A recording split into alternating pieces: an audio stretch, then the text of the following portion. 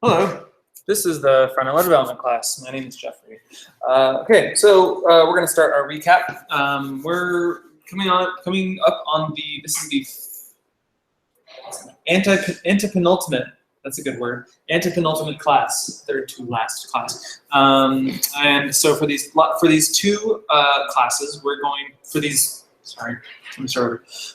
and the next week, we're going to be working off of a mock-up of a more realistic looking site that I put together a few years ago.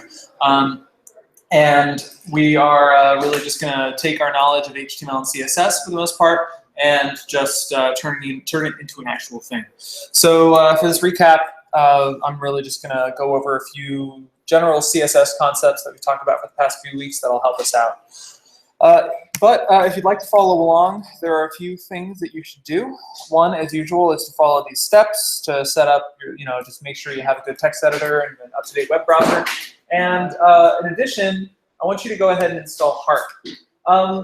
Earlier in the earlier in the series, I told you to install this foundation command line interface, which set you up with a site that uses a foundation CSS framework. And we're not going to do that for this one. We're going to go ahead and create our own CSS. So Harp is essentially that server that serves up like a local server and gives you gives you SAS processing, but it's really just something that you install that allows you to turn any folder on your computer into a local server.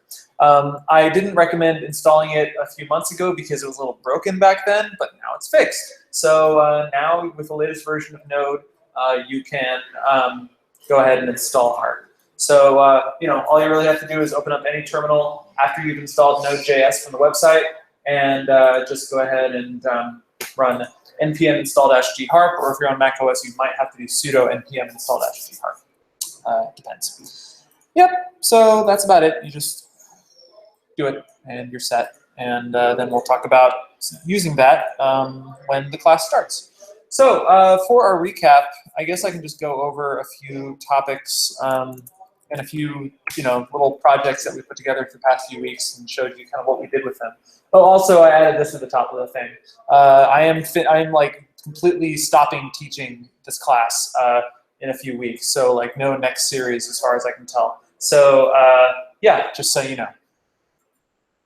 All right, what are we doing? We are going to take a look at the previous stuff. Actually, before I do that, does anyone have any general questions? Things about setting up, things about anything in general? I have a really stupid question. Yeah, sure. No I'm actually not in the lecture, and I'm just going to sit here and kind of do it. That's fine. Okay. Yeah. Right. Yeah, no, okay. That's fine. Don't worry about it. I mean, like, yeah, no attendance or grading or anything like that, so you can just do whatever you like. Yeah. Cool. We should just say that it's been great that you've been teaching this course, and I mean, you're pretty good instructor, so this has been really great for us. So thank you for your time. Oh, thank you. Taking time from your schedule to organize all this, prepare, present. It's I appreciate it. Thank you. Oh yeah, I have a few more weeks to screw it all up, so don't worry about it. But thank you. Yeah. All right. Well, thanks. Okay, so let's talk about stuff that's relevant to this class. So nothing under this line. We're really just going to talk about the last 3 weeks with Flexbox and positioning and some other stuff we talked about last week in terms of modern CSS. Fortunately, the site that we're going to be putting together in the next few weeks is going to make use of Flexbox and not floats, so we don't really have to talk about floats. So instead, I'm going to go ahead and open up the Flexbox version of a simple site that we put together a few weeks ago. So if you don't have these materials and you'd like to download them and you didn't follow the steps, well, step 4 is to get the class materials and to download them. You can either do a git clone so-and-so, or if you don't know how to do a git clone, then you go to the FWD repository, just clicking this link right here, and clone or download. You can download a zip file if you don't know how to clone otherwise. And we'll go into the zip file, we'll go into Series 10, go into, I think, Series 15, yeah, and then Flexbox folder. So again, that is Series 10, Class 15, Flexbox. And we'll take a look at a very silly site that we put together. So here's my radical website. What I was demonstrating with this class was just the fact that you can set up a multi-column website using CSS. Obviously, you've seen many of these before. This is one of them. What I demonstrated with this specific version of this site is the use of something called Flexbox, which is a very simple way to align items in more than just the usual direction, which is from top to bottom. By default, when you make something a flex container, its children go from left to right. So an example of that would be this cyan-colored thing at the top, otherwise known as the header, which has a display of flex. When something has a display of flex, its direct children, these three guys, h1, div, and div, go in horizontal order, or horizontal direction, not necessarily order, because, so yeah, 1, 2, 3. Now, here's a weird part, 1, 2, 3. Notice that h1, which is the first element, is in the middle instead of the left and the right. The reason for that is because in addition to things going in a specific direction, you can also specify the order of elements within a flex container. If you use the order property in CSS, as long as the container is a flex container, meaning it has a display of flex, then the children you can specify saying like order 2, meaning that this will come in second. Order 1, this will be first. And order 3, this will be third. Why is that important? Why would you even do that in the first place? Well, a good example is this, where you've got this headline in the very center. But you know, if you take away all the CSS, you'd expect the headline to be at the very top of the document. So even though it's in between these two elements from a positioning standpoint, it's really kind of like the top most important heading on the page. So we like to put it at the very top. So that's one kind of silly reason why you might want to use the order property. Let's see, other properties here. By default, when you make something display flex, things go from left to right, but they only take up as much space as they need to. They don't stretch any wider than they really need to stretch. So how do we get this h1 element to stretch as far as it does when it only has the words My Radical Website in it? Well, we use the property flex grow. Flex grow, when you give it a positive number, will make something stretch as wide as it can, you know, to take up pretty much the remaining space inside its container. And flex grow 1 specifically means, well, it's only the number is only really important if you have other things that are also flex grow. If you have 2 items inside a flex container, one being flex grow 1, one being flex grow 2, 2 will be twice the size of 1. But if this is the only one of flex grow, you only can say 1. These other 2 go as wide as they do because they simply have a width of 200 pixels. So these will go at exactly 200 pixels, and this will take up the remaining space. Since I know that the width of this entire thing is 1,000, I could have just said width 600 pixels, but I decided to just say flex grow 1 instead, in case, let's say, I wanted to make the body wider than 1,000. Then I wouldn't have to make any additional changes to my CSS. Cool. Let's see, other things. So sure, these are 3 columns, even though they look the same. These are they have the same background. These are 3 columns, and they have different background colors. In fact, these 2 don't have background colors, and the container is orange for weird float reasons. But I could have made these asides orange, and this main would be white. So yeah, this is even funny enough. This is actually the simplest case for a flex container. We say display flex, and there are no additional rules having to do with flex whatsoever. These 3 things have widths, so they stretch as wide as I tell them to, and that's it. So they just go from left to right. So there we go, Flexbox. And yeah, of course, if we undid display flex, you'd see that this aside would be here, the main would be underneath it, and the final aside would be underneath it, because that's the usual direction that elements go. Finally, the last instance of a flex container is inside this main thing here, where we've got this div class intro. Intro contains this div on the left and this figure on the right. This div contains a little heading and a paragraph, and this figure is on the right. So div class intro display flex.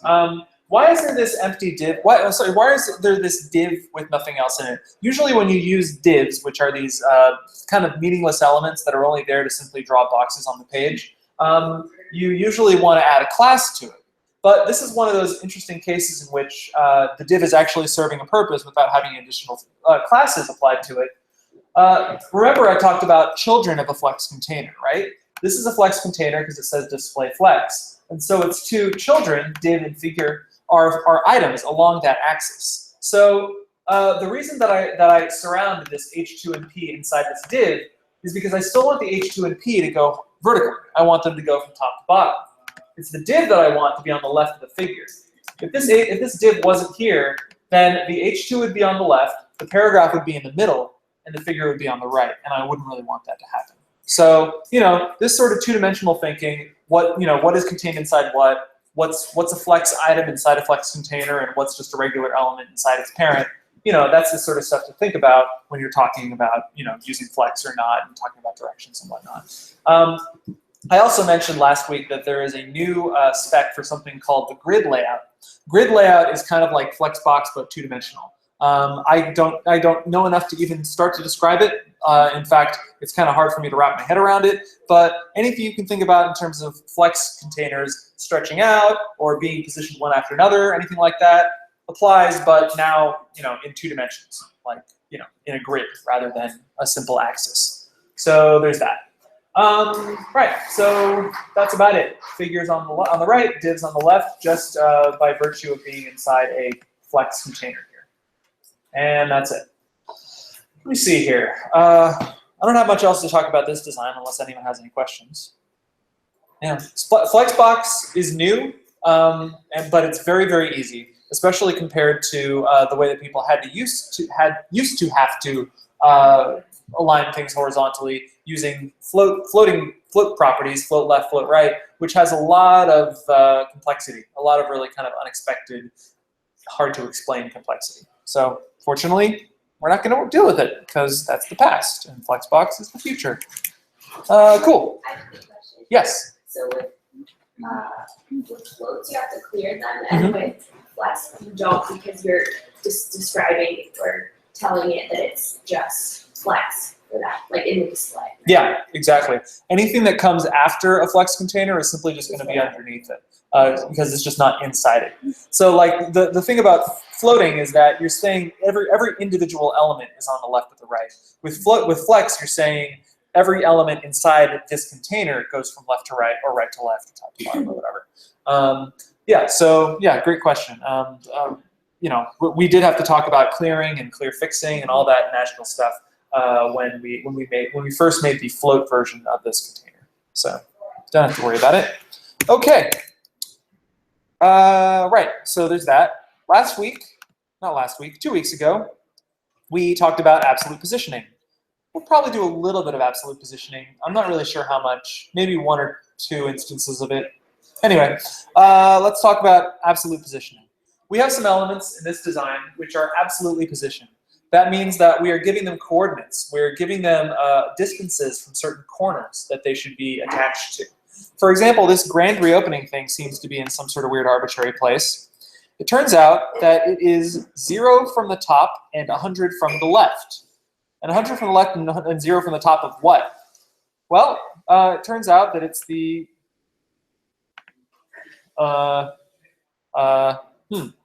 actually, that doesn't make sense. Hold on a second. Oh, right, because at the very last minute I made this fixed instead of absolute, and so it's fixed to the page when it's fixed. But what I meant to do was say absolute, and now this is 0 from the top and 100 from the left of its not necessarily its parent.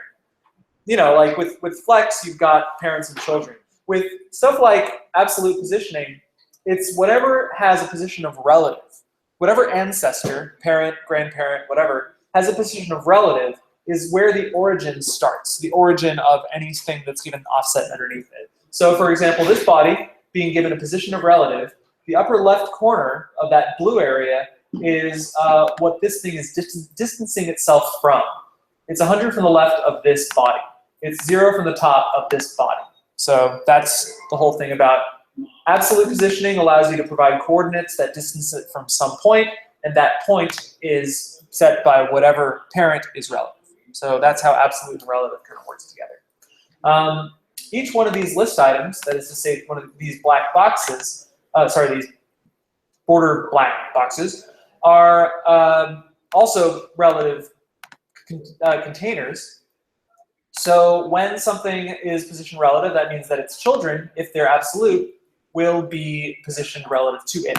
So so it turns out that every H3 image and thing with a class of price on the page has a position of absolute. That means every single one of these children inside this cheese container is positioned absolutely.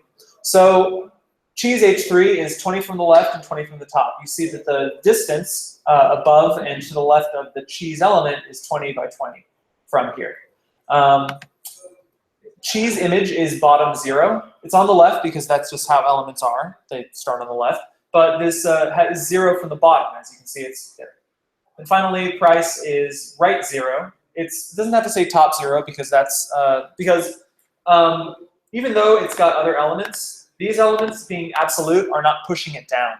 Absolute elements don't affect the placement of other absolute elements. Absolute elements don't affect the placement of anything except for themselves. So, you know, this price can just sit at the top because these two siblings are not really affecting where it would be otherwise. So it's just going to be at the top. And right 0 because it's on the right. We did similar stuff for chicken and assorted fruit. One thing we talked about with chicken is that this H3 has a z-index of 1. What is z-index? That sounds really nerdy. Z-index means it is the depth, the order that it appears in terms of the depth on the page. What I mean by depth is it on top of stuff? When something has a higher z-index, it's more likely that it's going to be on top of other elements. And this z-index only applies for elements that are position relative or position absolute. Otherwise, they're just static elements, and you can't really affect whether they're going to be on top of one another because they're usually not overlapping.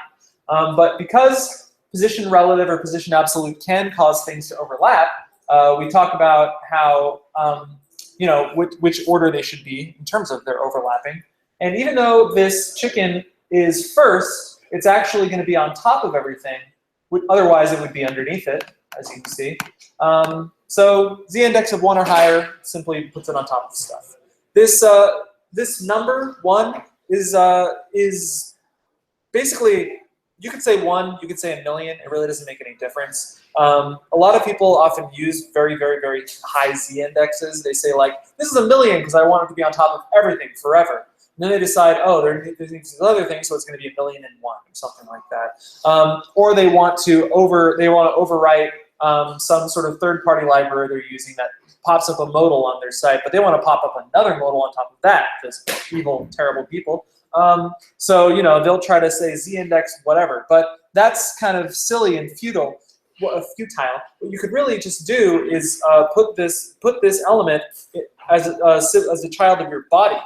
And as long as it's in the body and it's got a high z-index, it will be on top of anything else that, you know, has a lower z-index, even if something inside that has a high z-index. It's basically learn about z-index ordering. It's kind of weird, but what I'm getting at is I see a lot of people using very, very high numbers, very, very big numbers in z-index, and it's not very necessary. Okay, anyway, that's a little aside. Finally, we talked about centering things. So these 3 items inside bread are centered. Center, center, center. And this one is not only centered horizontally, but it's also centered vertically. It has an equal amount of space above and below it, and to the left and the right of it. So how do we do that? Well, with absolute positioning, the only way that you can do it is by knowing specifically what the dimensions of that thing you're trying to center are. You don't actually have to know the dimensions of the container, but you do have to know the dimensions of the image, or whatever you're trying to center. So because we know them, we can say basically that this has a left of calc 50% minus 200 and top calc 50% minus 132.5.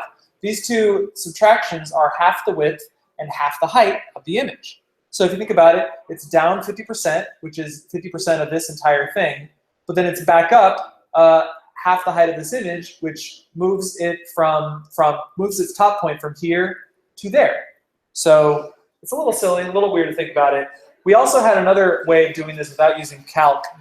Instead of using calc 50% minus something, you could say left is 50%, and then margin left is negative 200%. This combination of different sorts of positionings, like left and margin left, they can be used in tandem, or with the advent of calc, you really don't have to use that. So one or the other. This seems to be probably a little bit more of an elegant way of doing it, I guess.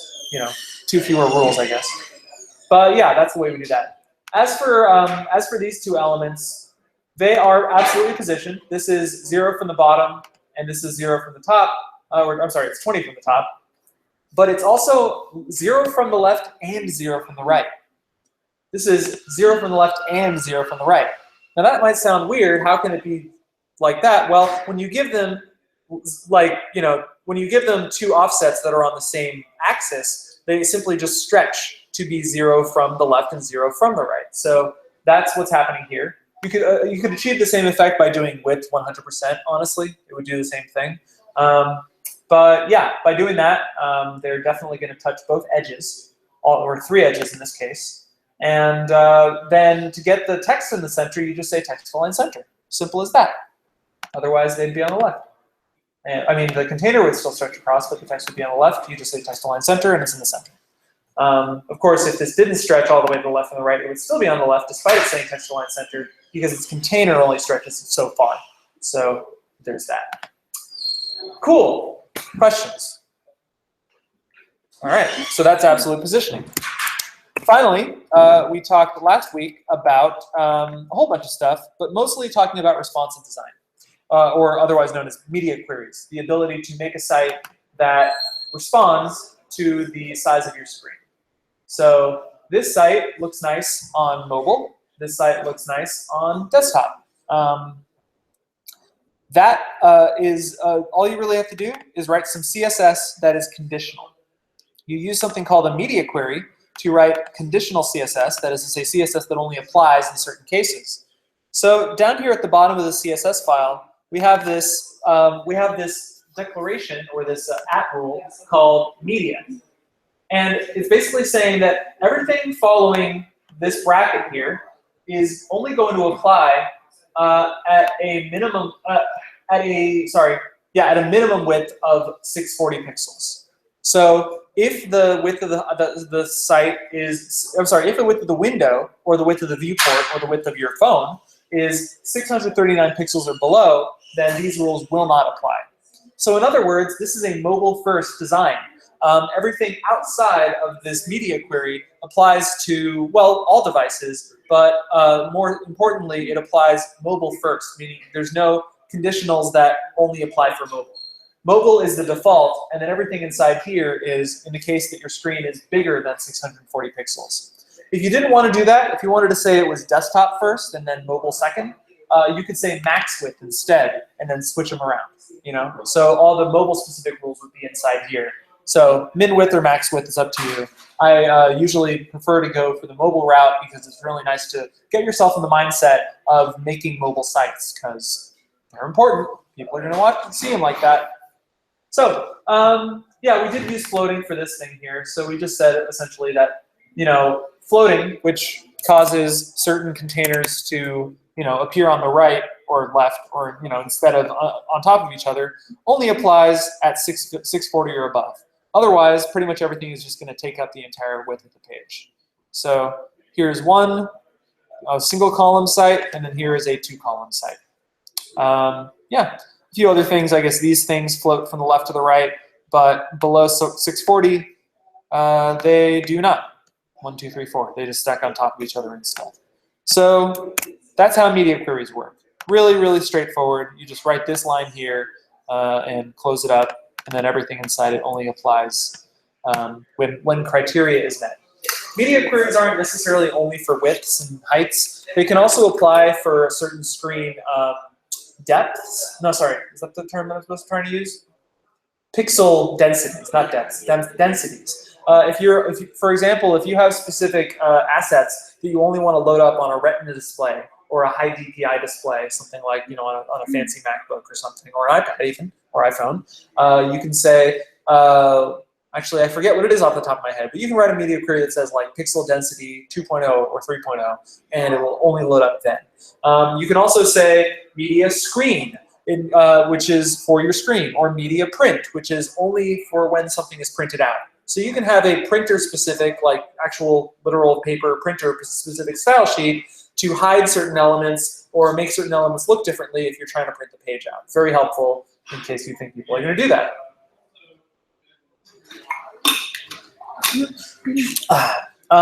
Yep. Let me see here.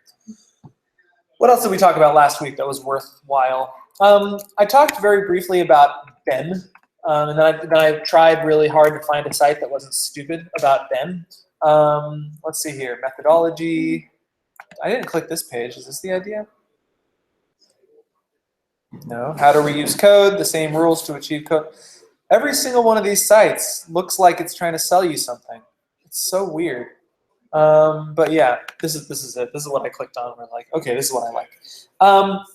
Ben is a naming convention. That's all it is. It's just a recommendation on how to name your CSS, name your elements using classes. The idea is that you have a series of blocks on the page. You have different sorts of components on your page that serve different purposes, and you give each one of those a unique class name. Then inside each component, you might have some elements inside it. So an example is something like you have a pop-up window or a modal, right? This modal would be a component. And then the modal might have a header and a body and a footer. So those would be elements. You have modal underscore underscore header, modal underscore underscore body, modal underscore underscore footer. Then you might have a a special modal that's trying to warn you of something. And so you might say modal dash dash warning, that you might apply that to the entire thing. Or you might have a header on a modal that is somehow different, like it's got a very important heading. So that would be modal underscore underscore heading dash dash important. So the use of dash dash and underscore underscore just shows that you're essentially saying anything to the right of 2 underscores is an element name. Anything to the right of 2 dashes is a modifier on whatever comes before it. So you can mix and match these things. There's standard button, big button, for big whatever. Let me see. I wish I could show these all at the same time. On CodePen I can. So this is button underscore underscore text. This is button underscore underscore price, and then text. But you'll see that this is a class of button. This has a class of button dash dash orange, which makes it red for some reason instead of orange, and then button dash dash big, which makes it bigger. This has a button dash dash big and button dash dash green. So why is this in weird order? Oh, I'm just looking. What? Huh? Oh, I just skipped one. All right. Anyway, yeah. So you can see here, this is how to do it. What it doesn't explain is that you can also mix and match. Like an element can have a modifier on it. That's totally fine. But yeah. So that's the idea. And we'll if you don't fully understand that, we'll talk a little bit more about that when the class starts pretty soon. Actually, before the class starts, I should fill this out. Go through the course.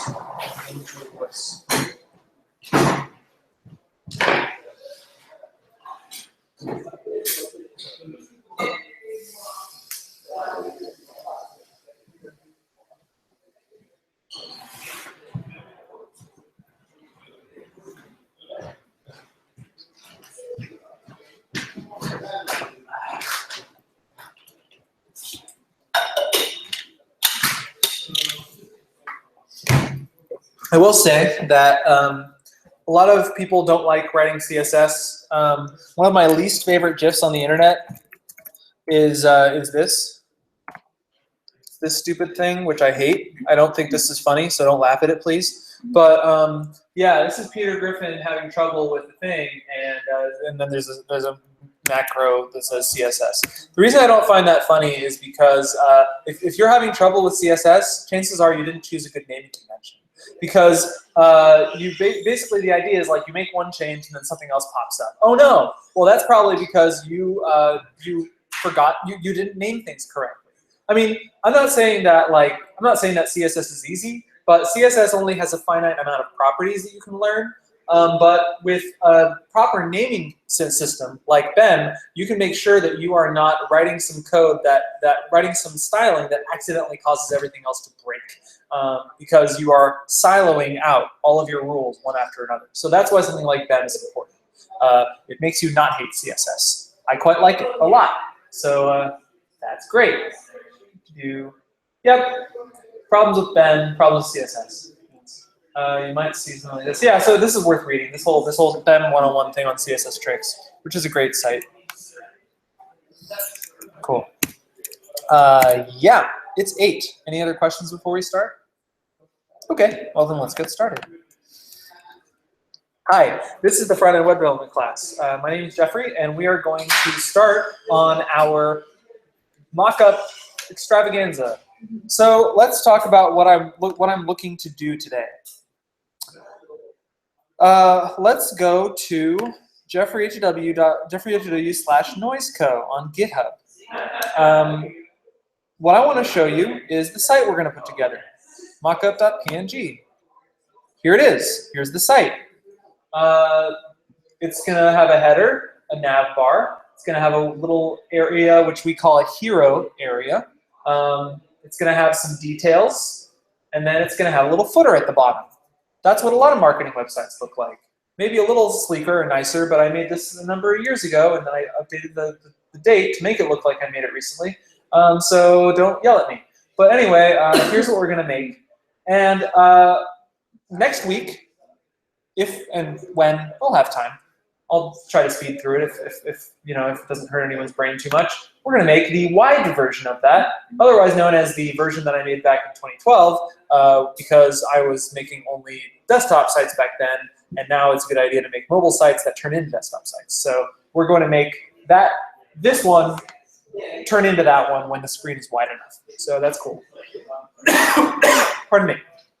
Okay, so before the class started, I asked you guys to install HARP on your computer. You probably don't know what HARP is, so I'll tell you now that it is a Bitcoin miner that's sending all of your money to me. No, that's not true. It is a static site server. What HARP does is allows you to run any folder on your computer as if it is a web server.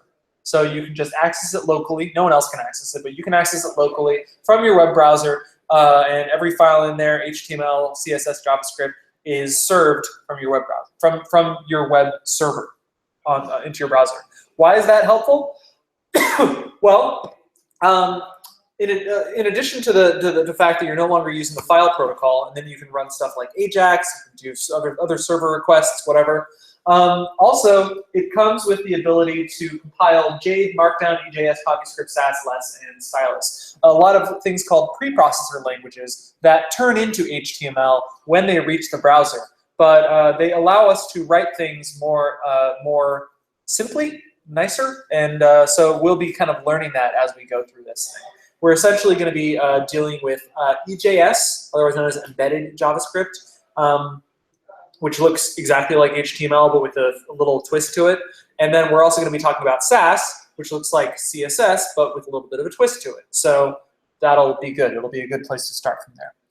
So to start a new site, a new HARP thing, actually, really quick, I think you can just say HARP server from anything whatsoever.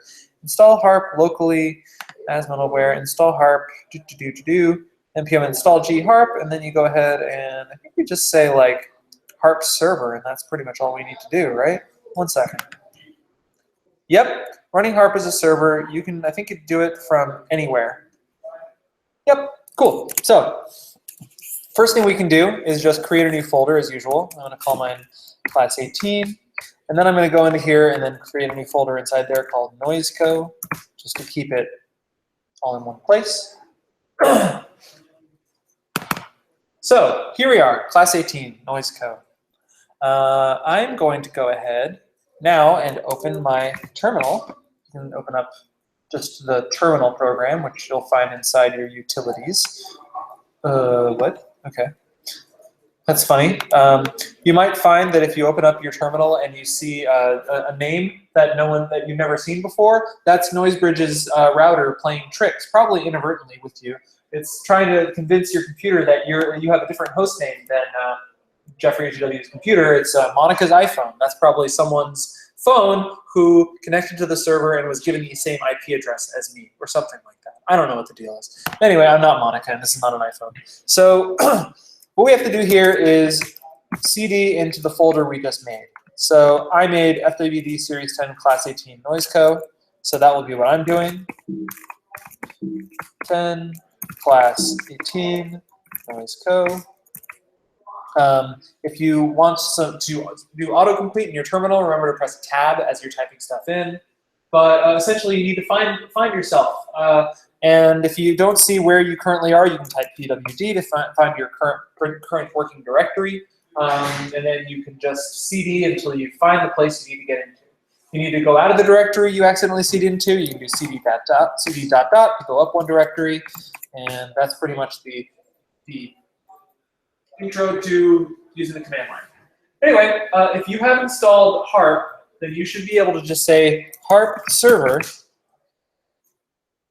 And now a server is running, listening for anything that will enter this folder. So that's great. Okay, let's start making some files. So I'm going to open up this folder in my text editor as well. So class 18 Noise Co. And I'm going to just get started with a file, which I'm going to call, oops, wrong place, layout.ejs underscore layout.ejs. You get it? Underscore layout.ejs. Weird name, weird file extension. We haven't talked about this at all so far. But what's going on here is that we are creating a file which is going to be compiled into another file. Basically, one file and another file are going to be smashed together into something that's going to be served by our server. Anything starting with an underscore in harp is pretty much ignored. That is to say, you can't access it directly. You can only access files directly that don't have underscores starting with them. So this is kind of like a little hidden behind the scenes file that we're going to start out with. Now inside layout.ejs, we're going to just do the usual doc type stuff. So you can just type HTML tab and it will fill this out, probably in your text editor. If it doesn't, then just feel free to type all this out. And yeah, Noise Co. So let's talk about why I've created a file called layout.ejs and started putting HTML into it. Well, when you make a website, chances are it's going to have more than one page on it. And you might have started making little test pages of your own and realized, oh, I need to copy the entire thing. All the HTML, the head, everything inside the body, it needs to be copied and pasted into multiple pages. And now I've got all this duplication throughout my site because I just want every page to look the same. Well, most static site generators or templating systems or whatever you want to call them will give you the ability to provide a layout file, which decorates every single one of your pages with the same header and footer. And so that means that you can have all that stuff in one place and not have to repeat it over and over and make changes in like 100 different places. So that's quite helpful, right? So that's where we're putting our stuff that is going to be decorating every page of our site. I do that with quotes because we're only really going to have one page. But it's good to think about it the right way, right? Stuff that's going to be on every page of this site. So what is going to be on every page of this site? Let's take a look at the mockup again. I would say that the header and the nav bar are probably going to be on every page, as is the footer. But this stuff, this details in this hero section, that's probably just for this main page. So I would say that we're going to put this header and this nav and this footer on this page, but nothing else. Okay, so let's start typing into the body. As you probably know by this point, we start by writing out all of our HTML. Before we even worry about CSS, for brochureware sites like this, that is to say sites that are more web sites than web apps, we're going to go ahead and just write out all of the HTML and then worry about the CSS as a second step. So let's do it. I'm going to go do some cool side-by-side stuff here so we can see it all happening at the same time. Okay.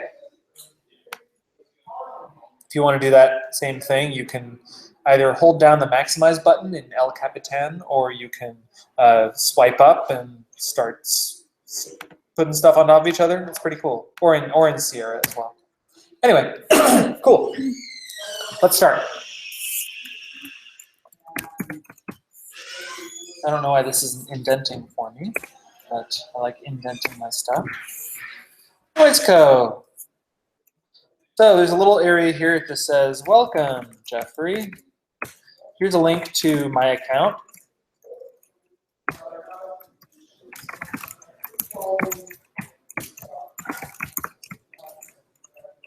Log out.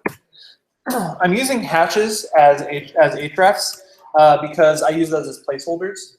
When you put hashes into hrefs, they don't take you anywhere when you click on them. All they do is just scroll you to the top of the page. So they're good little placeholder things when you're building a design out.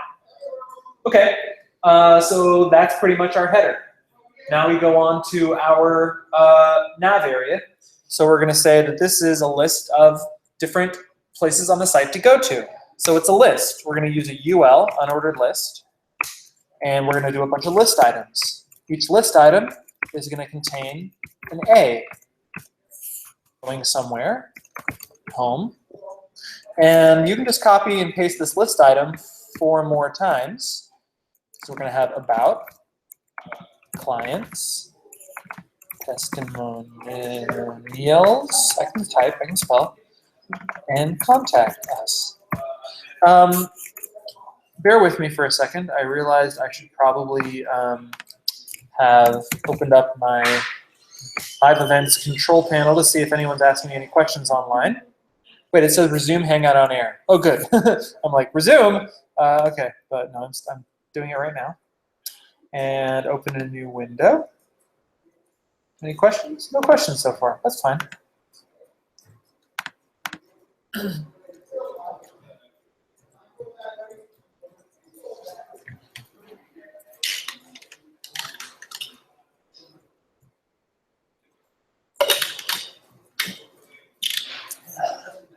Cool. So that's pretty much our header and our nav. Now we can go on to our footer. We're going to skip past all this. I'm going to go all the way down to our footer. This is going to be a little, I would call it a subheading, H2 footer. So inside our footer, we're going to get Noise.co again. And then we're going to have pretty much the exact same thing we just had. So we can copy and paste this UL right underneath this H2. If you wanted to, you could make this another kind of layout file and inject it in here somehow if you wanted to keep both list items the same. This is what's known as programming. And then we've got a little copyright at the bottom. Funny enough, we're going to use a small tag for that, of all things. Small tags are part of the language, and they're meant for fine print. They're meant for copyright notices. They're meant for other sorts of legal terminology or stuff like that. So I would say a copyright.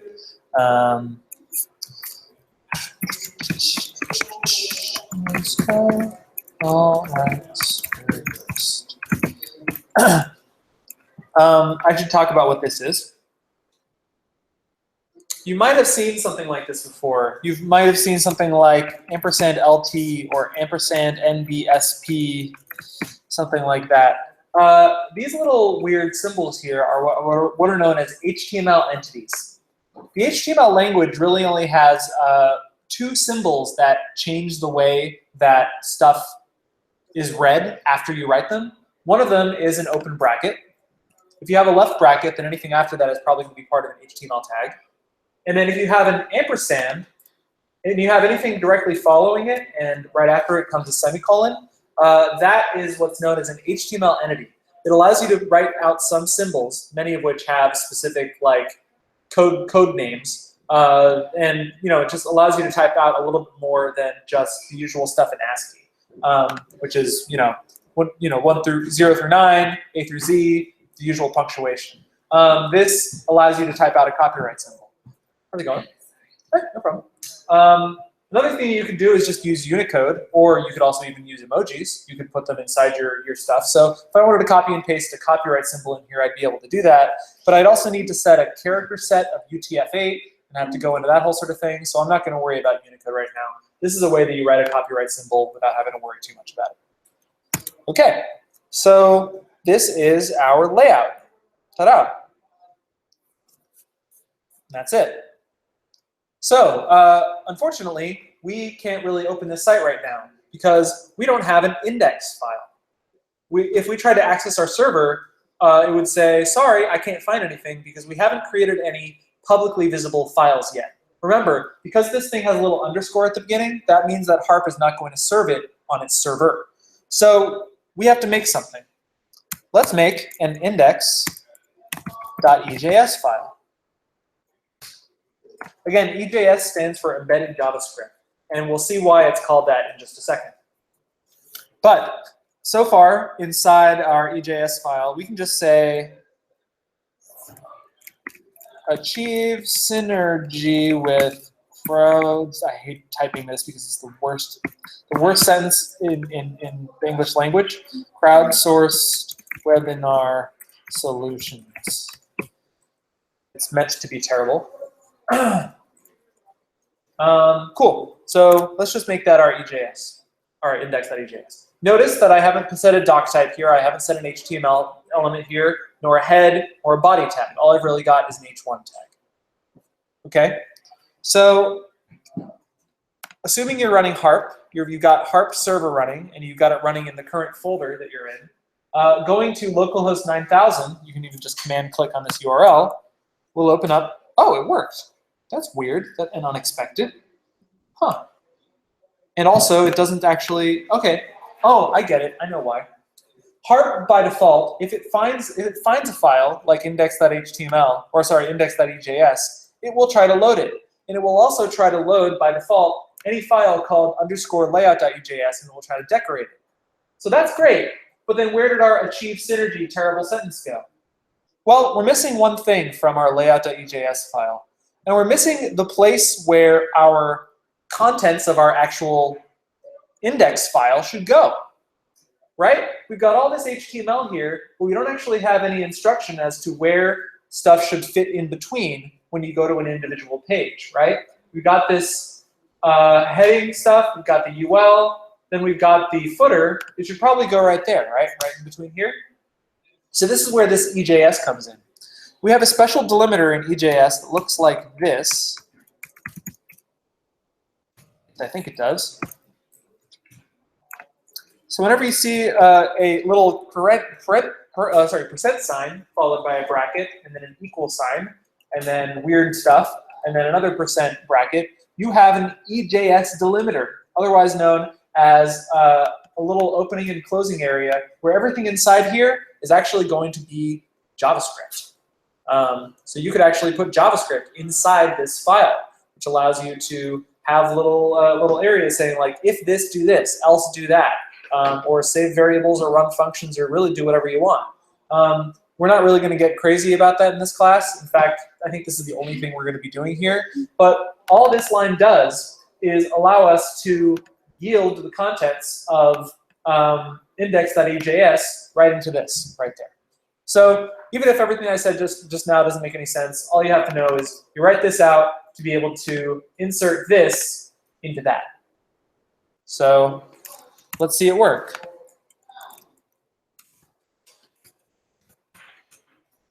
There we go. Oh, and I did it wrong. I'm sorry. It has to be a dash, not an equal sign. Otherwise, it's going to be interpreted as text and not HTML. So there we go. With a dash after the parenthesis instead of an equal sign, it will interpret it as HTML, or in other words, it will simply not try to escape it. It tries to save you from accidentally running any HTML you didn't actually mean to run, but by using a dash, it's saying, okay, whatever you're giving me, I'm just going to spit out straight to the web browser. So here we go. We've got our terrible heading inside, in between our header and our footer. All right. Make sense so far? Okay, cool. All right, so great. Let's go back to our mockup. We got this. We should have a little sign up now button. Even though this looks like a button, it is really a link to a sign up page. So I'm going to say sign up now.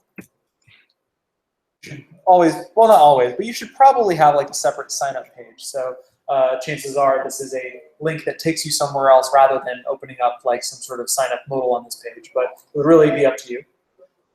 And then we've got this details area. So we've got another unordered list. This to me looks like a list because it's got 3 items that look pretty similar to me. So I'm going to say UL.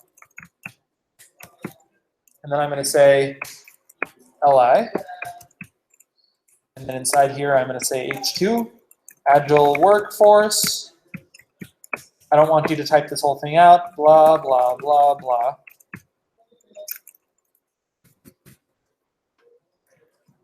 Mobile, oops, mobile ready, blah, blah, blah, blah. And then finally, take a trip to the cloud, blah, blah, blah. By the way, in this repository, there is a file called copy.txt that actually does have all of the copy in case you wanted to literally copy and paste it into there. So copy.txt if you really want to make it look exactly like mine. I don't know, whatever, I'll do it. Our work ethic is so sloppy. Great. Are you ready for blah, blah, blah?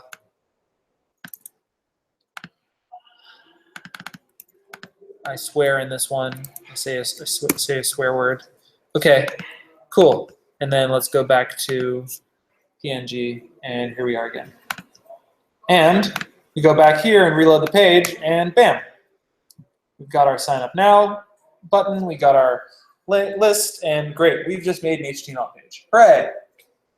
And again, the reason we've split this out into this content and this content in layout.ejs is because you could apply this header and this footer to as many pages as you want.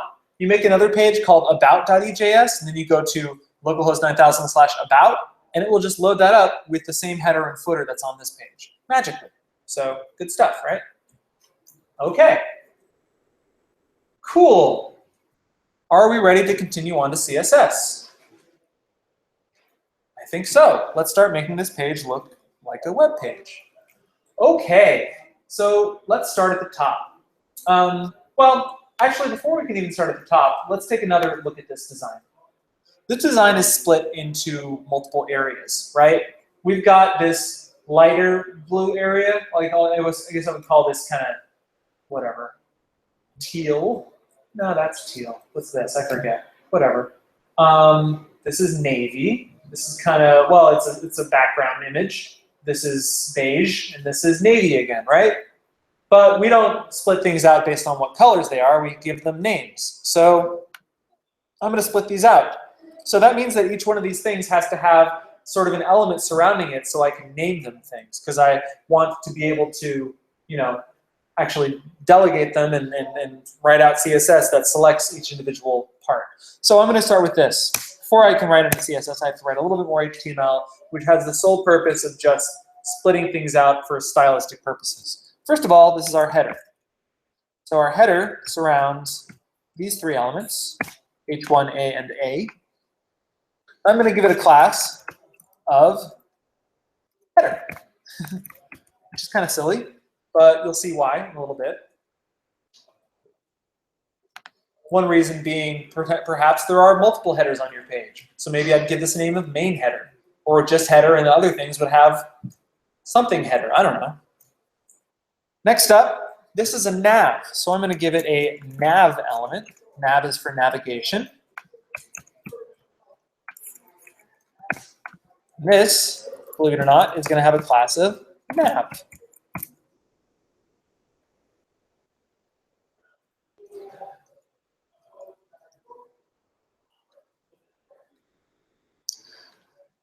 Next up, let's scroll down to our footer, where we use the footer element.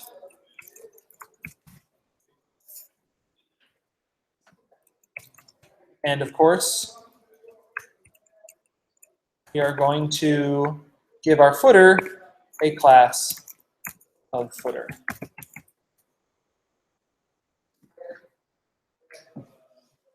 Again, giving this footer a class of footer is a little silly in this case, but if it comes to making a very, very complicated page that actually has multiple sections on it, each of which has a header and footer of its own, you start to realize why it's kind of important to sort of give things more specific names. Even though in this case the name is as specific as the element itself, so it's a little silly. But anyway, just worth doing best practices here. Okay, so we've got that. We've got this stuff inside the footer, this stuff inside the nav, this stuff inside the header. Let's go to here. We have two main sections here. So I'm actually going to give them both a section tag. It's going to be a section. Just these two elements are going to be inside this section. And this section is going to have a class of hero. Because that's what these things are, with big text and big images and big calls to action. Yes? Would the footer be a nav too? Oh, great question. Sorry. Yes. You're always pointing good stuff out. So yes. This would also be a nav. Inside this footer, we can also say nav. So I'm going to give this UL a different class of, check it out, footer nav.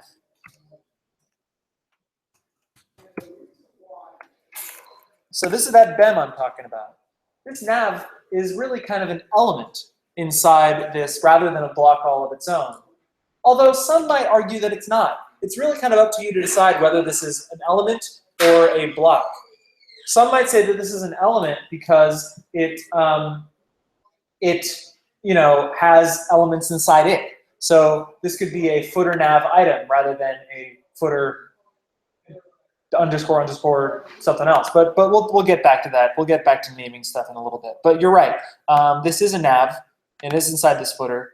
And it might be just extra markup, but it does kind of connote, hey, this is an area where you can actually navigate to different parts of the site. So for semantic purposes, if anything else, this is a good practice. So yes, nav around the UL. Okay, then back to index.ejs. We've got our section class hero. Then we're going to have a second section. And this is going to be a class of details.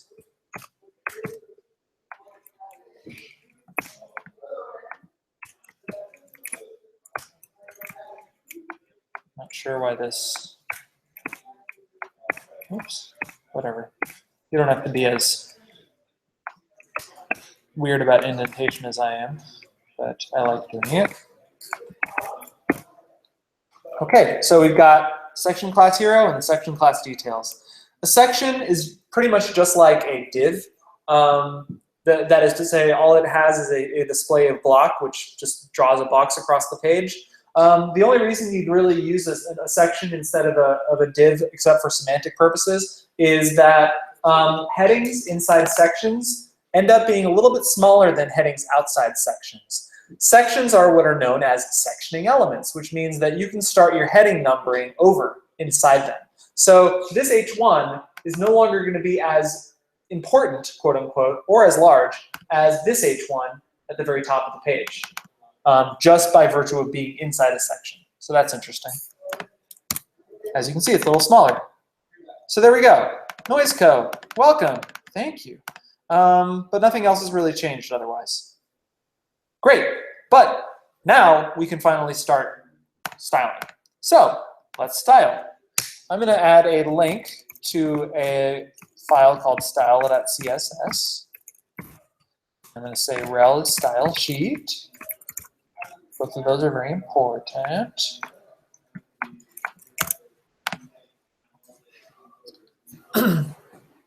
Then I'm going to create a style file, but I'm going to call it style.scss.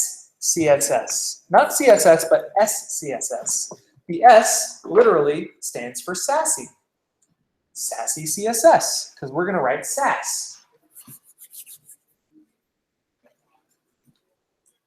Now, shouldn't that mean that I would write style.scss here? No.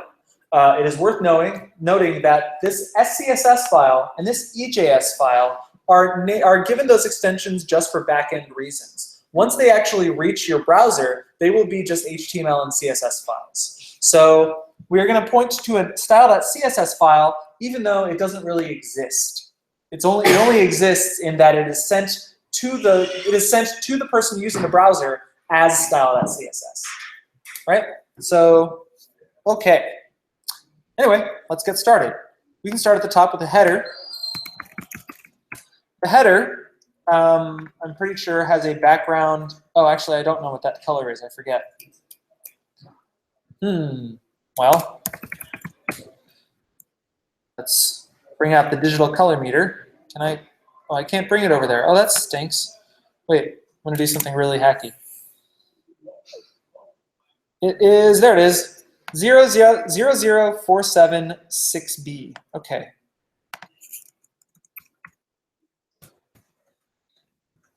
Background is going to be 00476B. So that's the color of this background here. That is to say 0 red, 47 green in hexadecimal, and 6B blue. That's a hexadecimal color. Okay, let's go back here and you reload and you should have a nice darkish blue background. Okay, next up, this nav here, dot nav. We're going to give that a background of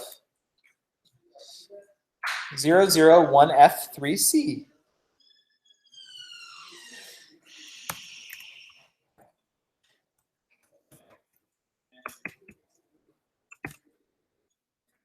I feel like those values are different.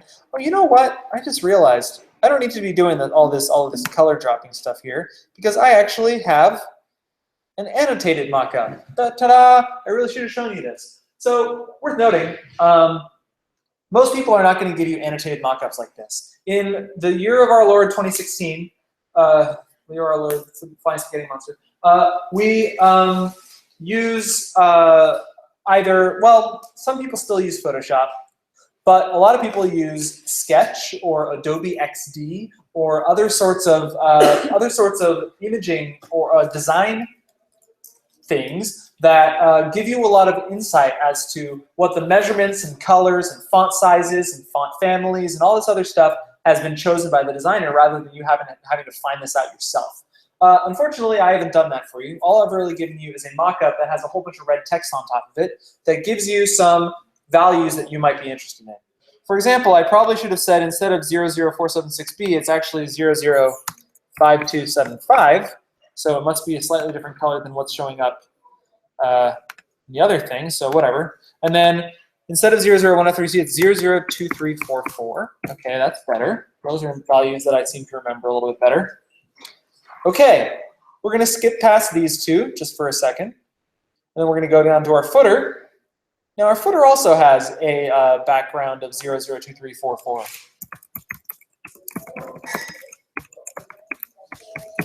Okay, so we have two equally valid ways of dealing with the fact that we have two colors in the same section. Well, and one less valid way of doing it. One less valid way of doing it is just doing this and just continuing on.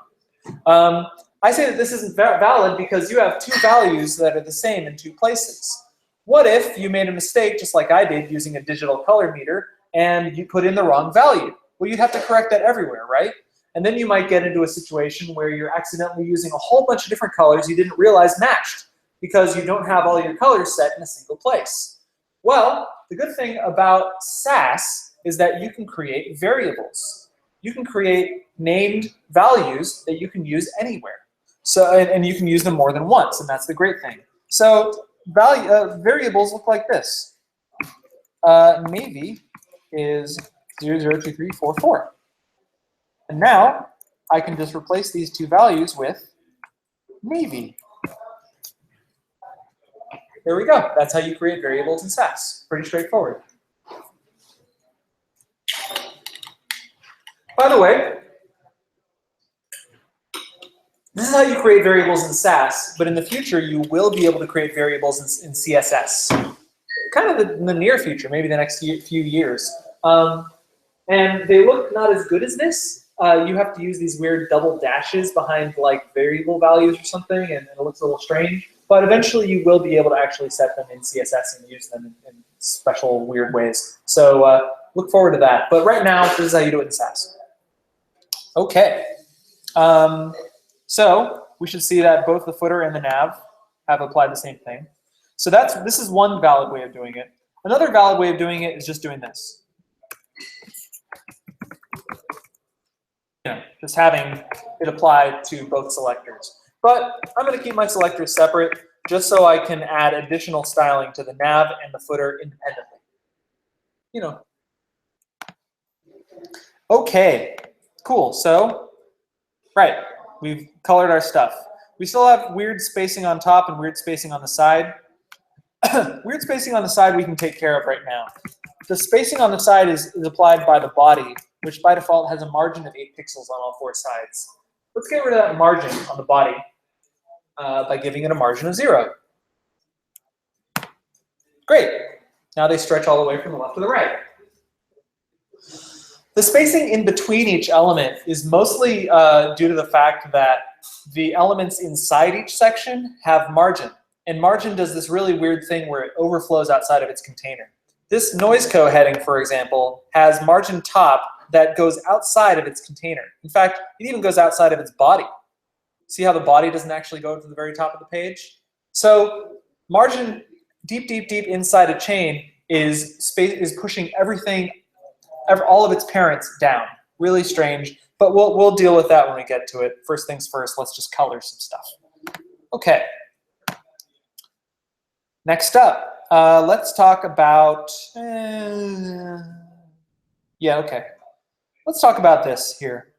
This has a, it has a 25% black overlay, but it also has this image back here. So let's talk about the image. The image is downloadable in this assets folder right here. So I would recommend at this point that you download this repository. If you go to github.com/jeffreyhw/noiseco and you press this green button, you can either download it as a Git repository or just download a zip file. I would say download a zip file. I'm not going to be making changes to this thing, and you're not really going to be making changes either. So you might as well just download the zip file. Anyway, when you download it, you will go into the assets directory, and you can copy this assets directory into the workspace that you're working in, into this noiseco folder. In fact, I'll do that right now. Download zip.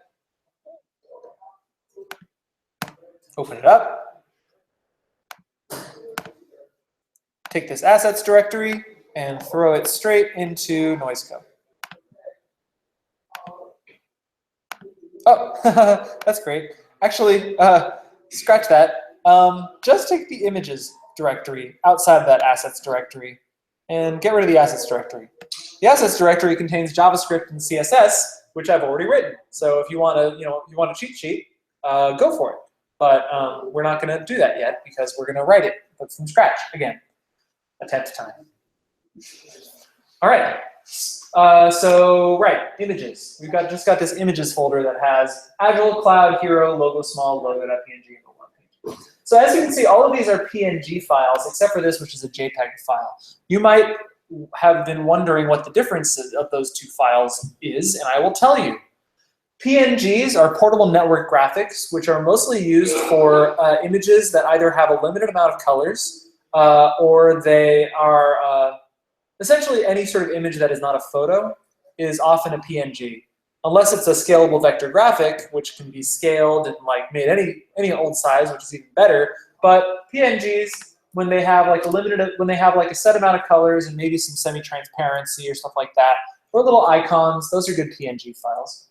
JPEGs, on the other hand, are often bigger, more defined because they're usually photos.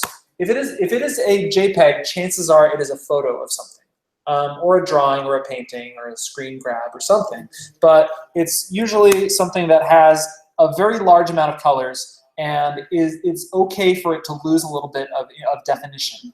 Essentially, what I'm saying is that JPEGs are compressed, whereas PNGs usually are not compressed. Well, they're compressed, but there's lossy compression and lossless compression. If you're familiar with MP3 versus FLAC, for example, JPEGs are like MP3s, where they have a certain quality, which means that you don't get every pixel perfect from the original source file, but usually it doesn't matter because there's so many of them.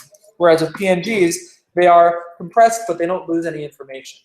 They are exact. So usually PNGs, if they are as large as JPEGs, will be much larger in file size. So be aware of, if you're managing some sort of site where people can upload a lot of content, of people uploading PNGs when they really meant to upload JPEGs, because they'll be a lot bigger than they probably need to be. So anyway, there's that. Okay, so anyway, we're going to use this hero.jpg, and we're going to apply it as a background image. We haven't actually done that at all for this site yet. So for this class yet. So let's see how that works. Go ahead and just, yeah, do that. Okay. So hero is going to have a background of URL function images/hero.jpg. JPG. Okay.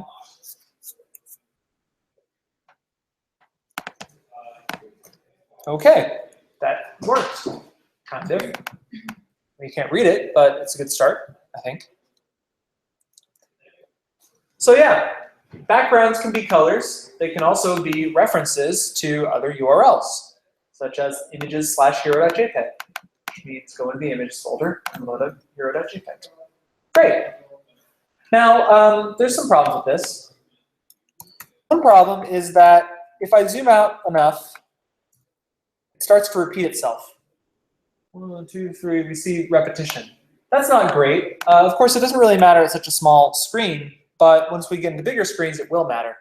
So we can actually specify that. We can say no repeat. And that means that once it gets long enough, it simply does not repeat. It simply stops. Okay.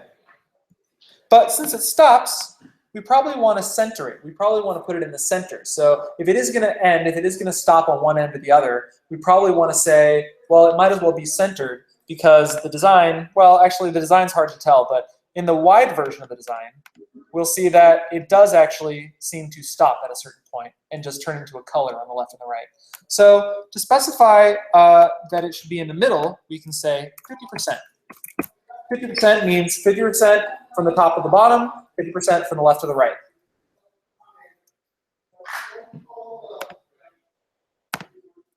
And look, we can actually read it a little bit better, because now that picture of the building is off to the left and the picture of the other building is off to the right. Great. Okay. Finally, in the case where the image is too wide and we start getting some stuff on the left and the right that is all white, we might want to provide some fallback color, so we can actually see a color behind the image just in case. So with that, all we can really do for our first right before the URL is specify a color. So let me see real quick. This wide mockup with annotations says specifically what the color is, which is, let me zoom in a bit. Ah, yes, it is 77A2B5.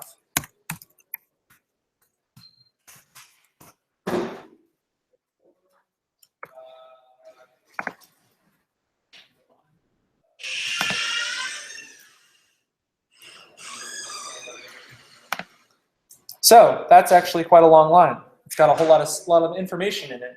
So backgrounds can be pretty complicated. Color, image, position, and repeat. And those 4 properties can actually be split out into 4 lines if you want. You can say background color is this, background image is this, background position is this, and background repeat is this. Or you can just do it on 1 line.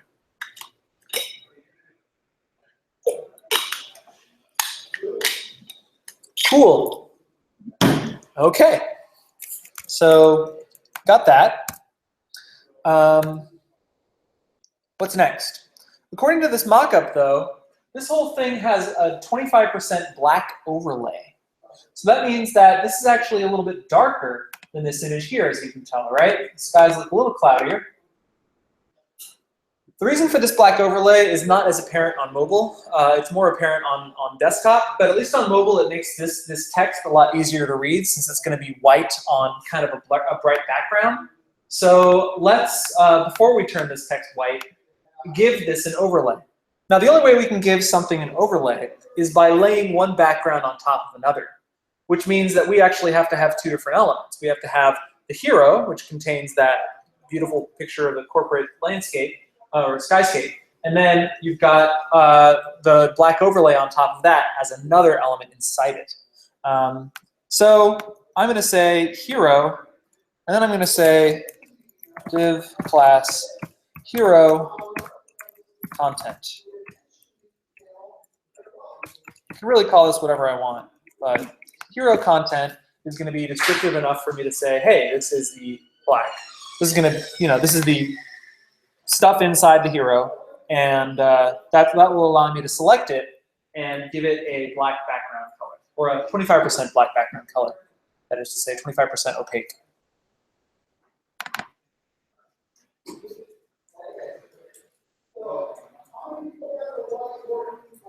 Any questions so far? Nope. Okay. All right, let's get to it. So I can say this, hero underscore content, and then I can say background. Now, in addition to the URL function, there's another function I can use for backgrounds, which is RGBA. RGBA stands for red, green, blue, alpha, where I can provide 4 different values. The three values are decimal values that go from 0 to 255. That is 256 different values of each red, green, and blue. And then alpha is a value from 0 to 1, which you can do in as many decimal points as you want. That says that if it's 0, it's transparent, and if it's 1, it's opaque. So RGBA is going to be 0, 0, 0.25. So 0, 0, 0, that means no red, green, black. Oh, sorry, red, green, blue, which means it's black. And 0.25 means it's going to be 25% opaque.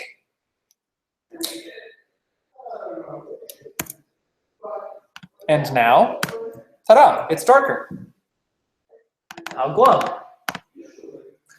Okay. Now, one more thing that, since I like not repeating myself, since I like being as dry, don't repeat yourself, DRY as possible, I noticed that I said hero twice here. Now that just kind of comes with the territory of using Ben, right? Well, SAS has a bit of a solution for that, and it looks like this.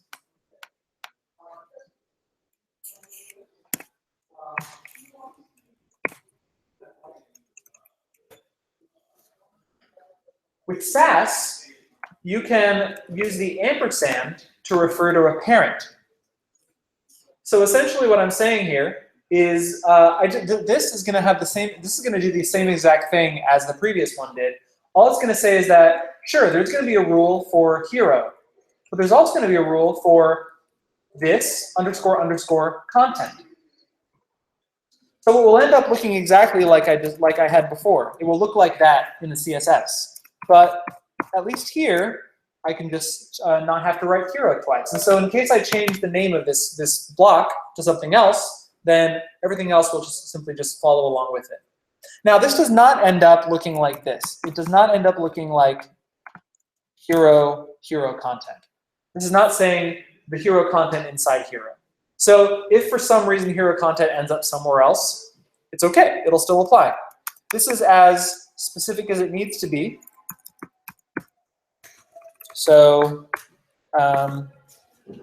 this is specific enough, even though it might look a little weirder. Okay. Any questions? Make sense? All right. Cool. Let's move on to our details section. Our details section has a background of EC, E2, C6. By the way, these values are case insensitive, so if you want to make them lowercase, then by all means. Okay. Now it's a crude facsimile of what we've got here, but it's, I don't know, third of the way there, something. So not bad. Cool. Now, we're done with background colors, and we can start talking about, well, the color of everything else. First thing I should note, and it's not very apparent, but this text is 002344 in color. this text is also 002344 in color. I think that's enough of a message for me to say that the regular font size for this entire, I'm sorry, the font color for this entire page is probably 002344, which happens to be navy. So I'm just going to say body color is going to be navy. That makes things slightly less readable, but that's okay. We'll deal with that. Links throughout the page, by the way, are also a certain color. This is all 77H2B5. I think that's a typo, because it probably should be A2B5, because that's what this says. So don't mind that. That was my problem. If you ever see that in design and you go like, oh, those are two very, very similar colors, well then choose one or confront your designer about it because they made a boo-boo. All right, so I'm going to say that every link on the page is going to be 77A2B5. And now that I've got that being used in two places, I can give it a name. Teal is going to be 77A2B5.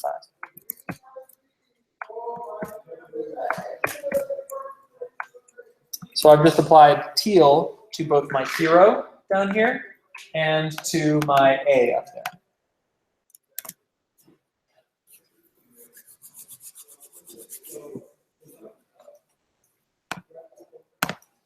Okay, and now all those links look like that. While I'm at applying stuff across the page, I might as well give this the right font family.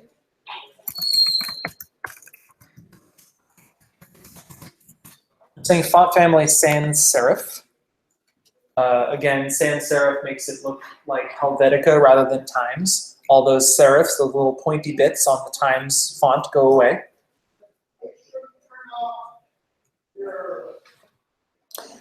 Okay. All right. Next up, if we're done with colors and fonts and stuff like that, we can move on to the header. Again, now the header, first and foremost, has this NoiseCo logo at the top. Now you might notice that there's actually a file called logo.png which says NoiseCo on it. So here's where some silly stuff comes in. You have some choices about how to display this image. This image, if you ask me, is part of the heading. Now this image is the logo of the page, and so you might actually want to show that logo to people. And I've kind of wavered throughout the years about whether we should be using an image tag for logos or whether we should really just be decorating headings to end up showing the background image of that logo and then hiding the text some other way. Because I don't want to confuse you guys too much, and because I think that things have changed enough that we really don't have to go the complicated way. What I used to do at least, was I would leave this this H1 in layout.ujs exactly the way that it was. It just says NoiseCo. But what I would do in my CSS is I would find some really interesting way to indent the text such that it moves off the page and you can't actually see it. And then I would give that header a width and height of exactly the width and the height of that logo itself. And then I would simply give it a background image of that logo. And so you're not actually using an image tag in your HTML file, rather you're just making it show up in your CSS file. Why? Well, because image files usually should only be used as like sort of more, well, images are used for things like photographs or for drawings or diagrams or other sorts of visual aid that actually help somebody understand the page. I'm not really sure if a logo necessarily helps somebody understand the page, but it might be good as a branding exercise. It might be good to like actually show that, you know, but you know, the concern is, does a blind person really care? Well, a blind person might want to know that there is a logo there. So I would say, you know, that sounds a little weird, right? But I don't know. So you could really go either way. But what I'm going to say is that although in previous classes and you can see code for this in my previous classes if you want to take a look at them. I went ahead and just kept this as is. This time around, I'm just going to get a little simpler and actually use an image tag inside this h1. I'm going to say image source images logo.png. I'm going to say alt noiseco. So an image tag almost always needs to have an alt attribute, which specifies for screen readers or other things that don't understand what images are, what the image is of. Usually alts should have slightly more descriptive text like logo of noiseco or something. But in this case, because in the case that this image doesn't load, I actually just want to say the word noiseco, this is a great use for that. So there you go. There's also the ability to, for images to say that something has a role of presentation, meaning that if you really want to use an image, but it has no actual function on the page whatsoever, you can still say, I'm not sure if it's ARIA role or if it's just role presentation, I forget. But one way or another, you can just add that to an image, and screen readers will just skip right past it. They'll just go, this doesn't have any use whatsoever, and so I'm just going to ignore it entirely. Okay, so there's that. Noiseco is shown up. That's great. And now we need to center it. The good thing about images by default is that they have a display of inline block, which means they are inline elements that have dimensions to them. So inline elements can be centered, so we might as well just say that everything inside this, I'm going to say header, I'm going to say class is header heading. This is a heading. I'm going to say header heading is going to be text align center, and noiseco will go into the middle. So header heading is text align center. My text editor is complaining about my weird syntax because it doesn't understand how Sass does things nowadays, so don't worry about the weird red highlight. But anyway, that's in the center now. And this text probably has to be centered too. But before we do that, we should talk a little bit about that. So we've got welcome Jeffrey, my account, log out. You might notice, if you look a little bit closer though, that there are lines separating these things. Now, I'm sure if you look at your keyboard and you do a shift backslash, you'll see that there's a pipe character there that you can pipe between different sorts of items there. I don't recommend doing that. I don't recommend using pipes to separate out items like this. Because if you think about it, these really are separate things, and pipes are really just text like anything else, and you really should be using some other sort of separator to separate things. So the separator I'd recommend using is just border. Whatever elements are separating these things, you can just use border, because border is something that you can apply in CSS to separate items from one another. So let's talk a little bit more about this. I want these three things to be to the left and the right of one another, but I also want there to be border. So there's a problem here. Actually, is there a problem here? Yeah, there is a problem here. I want there to be a specific amount of space in between these things. 0.35n, which is 0.35 the width of a character, or something weird like that. Anyway, I want there to be that much before and after each one of these, before and after each one. I also want them to line up to the left and the right of each other like they are right now, but I want to have a little bit more fine-grained control over the layout of all this stuff. So even though these things are items that are to the left and the right of one another, I really want to be able to specify the exact amount of margin and padding between each one of them, what the border is like, and all that stuff. And you can't really do that easily with inline content like links or whatever. So what I'm actually going to do is surround these three items in a container, and I'm going to make it a flex container. And that's going to make the items inside them flex items, and we'll see how that helps us in a few ways. So yeah, if you're not following me entirely about why I'm doing this, just keep on going and we'll talk about it in a second. So I'm going to say div class header login.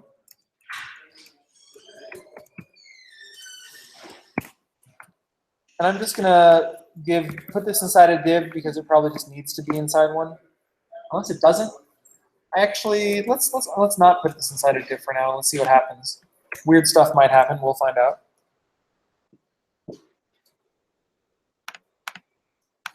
Initially, nothing changes. These things are simply to the left and the right of one another. Oh, well, because I haven't applied any styles yet. So let's say login is going to be display flex. Okay. The only thing that's really changed is that the spacing between welcome Jeffrey, my account, and log out has gone away. There's no more spacing between them. Because in a flex container, spacing between items isn't some sort of magical thing. There's no such thing as white space when you've got items sitting next to each other. When you have text sitting next to each other, certainly you can have space in between. It's what's known as white space, right? But these are no longer being treated as text items. They're being treated as flex items, which means that we have much more fine-grained control over the amount of space we want between each one. Okay, so now we can say, well, I can say something like login, like header link or header login link or something like that. But I'm just going to do something really straightforward, which is to select the A's inside this login thing. You know, at a certain point, there's sort of a rate of diminishing returns in which like adding too many them classes is kind of overkill. So I'm just going to say the A element inside this login thing is going to be looking a certain way. So the certain way that I want is that each A is going to have a little border on the left, which separates it from whatever's before it. This can only be done because the first element in this list is not a link, and so that won't have a border left on it, right? So anyway, let's do it. Looks like each one of these is going to have padding on the left, border left, and margin left, which is going, and remember, padding is on the inside of the border and margin is on the outside of the border. So it's going to look like this.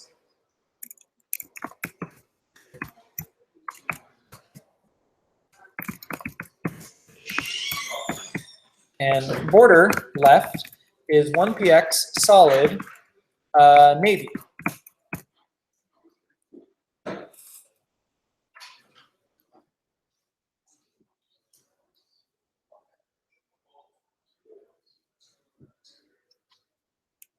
Okay.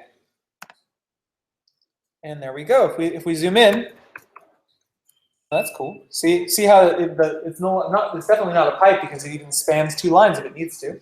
But yeah, we've got nice pipes, or not pipes, but nice borders, sorry, between each one of these things here. So that's good news. So we were able to specify exactly how much spacing we wanted before and after each one of those. Okay. Next up, we probably want this to be centered, so it's easy enough for us to say justify content center, and bam. That's how that is how you align flex items to the center of the main axis. So you can't say text align center here anymore because these aren't being treated like text; they're being treated like flex items. So you say justify content center to put them in the center. All right. One final thing about this header is that the vertical spacing is all off. According to my mockup, I say that there's 0.5 em on the top, 0.5 em on the bottom, and I forgot to specify, but there's 0.5 em between the very end of the logo and this text. So we need to undo this ridiculous amount of margin on the top and the bottom of this header heading. See, that's a lot of margin. So let's undo it. Let's start by saying margin is 0 and see how it looks. Better.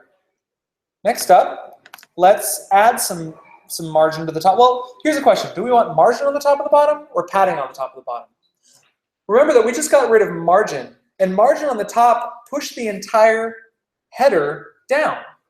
which is really strange, right? And that's what margin does when it's outside of something that doesn't have any margin. So I think what we really want to do in this case is give the header padding on the top and the bottom, because we want it to be inclusive of the color that the header is. We don't want it to be outside of that thing. So I think we're just going to say that the header is going to have margin top and bottom of 0.5 n. It's going to look like this.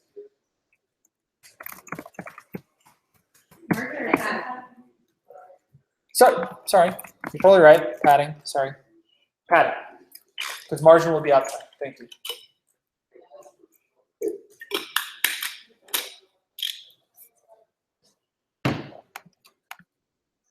No questions so far. Okay. And finally, we want to space out the header and the login stuff. So I'm going to say that the heading is actually going to have a margin of 0, 0, 0.5. Oh, hold on a second. Is that going to work? Oh, no, it's not. So let's talk about ends. So first of all, margin 0, 0.5 n means 0 on the top, 0 on the sides, 0.5 m on the bottom. But 0.5 m of the heading is actually significantly a lot more than 0.5 n here, because 0.5 m on this element refers to 0.5 m of that font size of the header. The heading H1 actually has a pretty big font size. It's twice the size of other stuff on the page. So when you say 0.5 m, you're actually saying the height, you're saying, 2 times 0.5 is 1, right? When we really need to say 0.5. So let's not actually add margin on the bottom of this thing. Let's just add it to the top of the login thing. And that should solve the problem.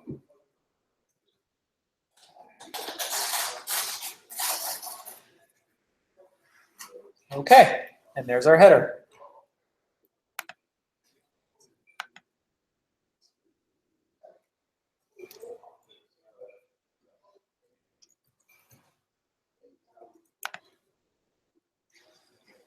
All right, next up, let's talk about our nav.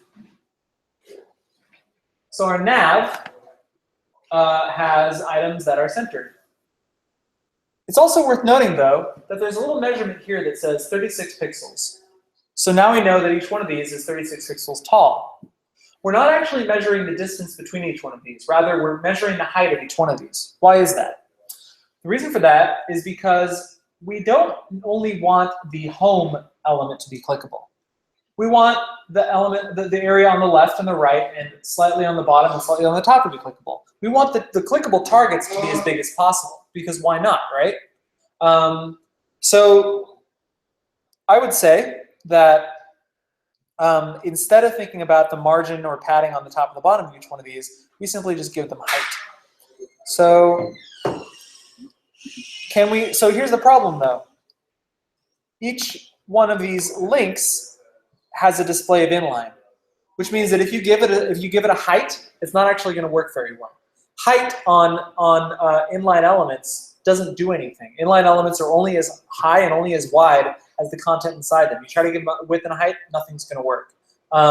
So we have two options. One is that we can make them block elements, and that'll actually solve two problems. One problem is that we actually want them to the clickable area to stretch as far as they can. Another thing is that we'll simply be able to give them height, and that will solve the problem. So let's start by saying that every A inside this nav, every A inside this nav is going to be display blocked, which is going to make them stretch across and allow you to specify height if you want. So nothing has changed so far except for the fact that now when I highlight over this A, it stretches all the way across the page. Except for the stuff on the left. There's a reason why is there spacing on the left of this home? Well, LI looks fine. Oh, but look at UL. This UL inside our nav has padding on the left and margin on the top and the bottom. We probably want to undo that. So I'm going to go back to my layout.ejs and give this UL a class of nav list.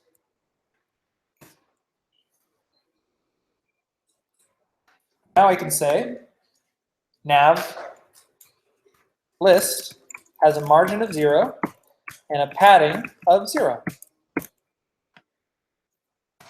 There we go. So in this case, why not just use the rebel element inside? Great question. There's not a really good reason for one or another.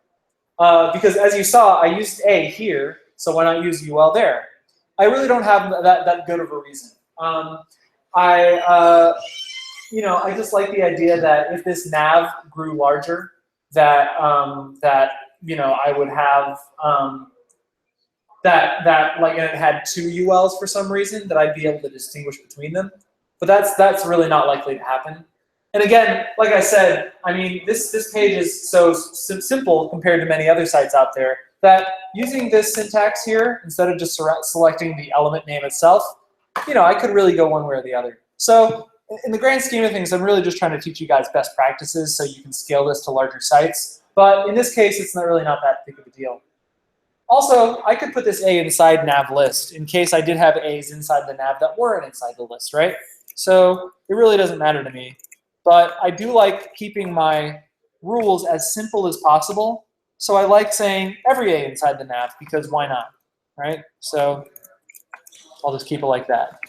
I like keeping my CSS as flat as possible. Nesting in CSS, like this inside that, inside this, inside that, inside this, you might start to ask yourself, why are you actually doing that? Why are you creating this giant nest of rules when you could just flatten it using a naming convention like Ben or something like that, right? Remember, this is not even nesting actually. This is just going to turn into .nav_list. That will be the entire rule, right? So it's just a convenience thing. Okay, so finally, well not finally, we need to align this text in the center. That's very straightforward. We just do this. Because remember that even though this A stretches all the way across, to center the text inside that thing stretching all the way across, we just say text align. That's the inline content inside this block. And then I think we really just need to give these things height. But something weird is going to happen when I give these things height. And so I want you to try to see what happens here. So what's wrong here?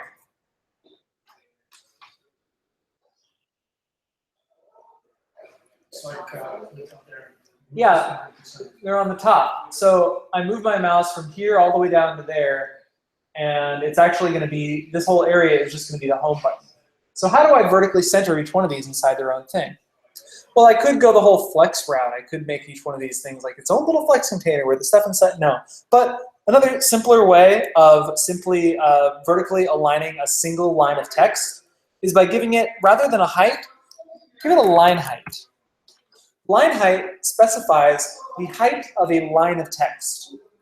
Separate from its font size is basically how big the font is, but line height is how tall each line is. So if you have multiple lines and everything, they're each going to take up 36 pixels of height. And that kind of takes care of the height as well, because they can't be any lower than 36. So there we go. Now this text is in the center of it, given that its line height puts it there. So there we go. Oh, another thing while I'm at it is I probably should have said that a text decoration can be none, which gets rid of the underlines. Oh, I should also mention that the font size for a lot of stuff on this site, or actually just for the header and for the nav and for the footer is 14 pixels. So something I like to do is basically say,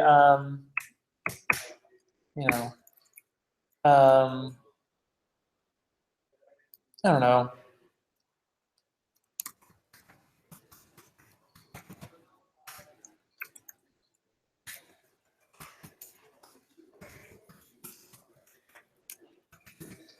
I actually might want to say normal font size, smaller font size, in case there's another idea of normal text that's not a size or whatever.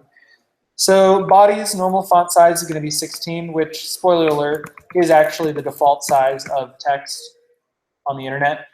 And then smaller font size is going to be applied to the header. It's also going to be applied to the nav. And it's also going to be applied to the footer.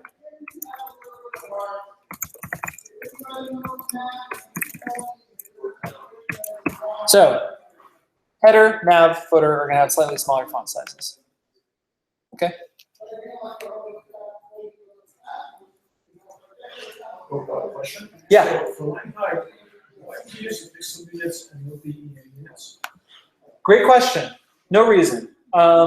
Specifically because I wanted to achieve backwards compatibility with my original design, which I designed a few years ago and made it exactly 36. But since this is 14, I could have said line height is 2.57 EM, which is, which is 14 times that is 36. Or I could have not done that. Is that really true? Did I do that correctly? Yeah, okay. So I just wanted to be precise. Okay, so we're done with that. Let's skip our footer because it's kind of more of the same. Let's go on to our hero. That's going to be fun. Let's talk about our hero. Okay. Oh, by the way, before we get to our hero, I should mention that our site has 12 pixel left-right body padding. Now, body padding isn't really a thing. I mean, you can apply padding to the body, but it's not really going to do what you want. Like if I did it, 12px, going to do this, which is not what we want. Now we've got a border again around our site, like we did with margin, right? So that's not what we want. But what I really meant to say here instead of body padding was body gutter. Gutter essentially meaning that I don't want there to be anything within 12 pixels of the left or the right of the sides of the page. The reason for that is, well, actually there's no good reason for that on this page, except for the fact that like if this were a little bit wider, then I could potentially have achieve on the very, very, very left of the page, and that would look a little ugly. I like there to be a little bit of breathing room. So here's the problem though. In every single one of these areas, I want there to be that amount of breathing room. But every single one of these sections has to have color that stretches all the way across. So what do I put on the left and the right to space things inward? Well, I could apply padding. Actually, in this case, padding would work just fine. The header, the nav, and then each section, and then each footer would simply have a padding left and padding right of 12 pixels, which would push things inward. Now, that's something I could definitely do. But I'm going to talk about what we're going to talk a little bit more about next week in preparing for making this a little bit more of a responsive site. Let's talk about mockup wide.png again. You see how on this mockup, let me just stretch this out a little bit. How on this mockup here, the text doesn't go all the way across. Neither does this text. Neither does this logo. In fact, there's nothing to the left of this line here. And there's nothing to the right of this line here. What I've done is I've limited the width of the entire site. But what I haven't limited is the color. The color stretches all the way across. So I'm sure you've seen this style before, right? Where you have color ribbons or color, just areas that go all the way across the screen, but the content does not.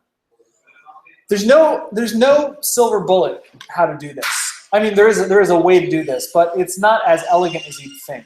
For every single one of these sections, you're going to have an internal area, an internal container that limits the width of the content, but it allows but outside it still allows the color to stretch all the way across. And the general name for these things is just called containers. You can really call them whatever you want, but in CSS classes, most people just refer to them as containers.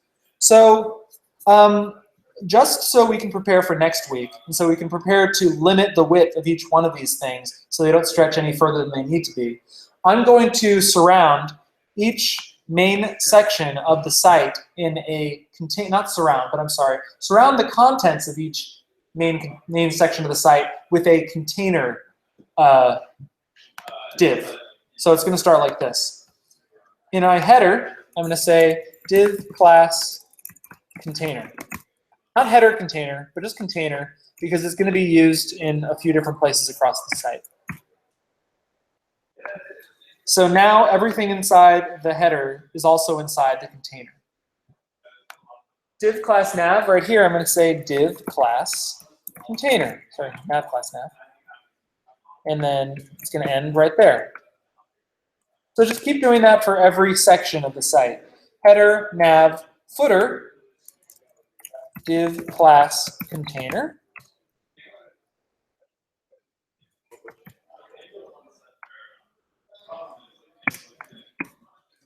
All right, and then inside index.ejs, same thing here.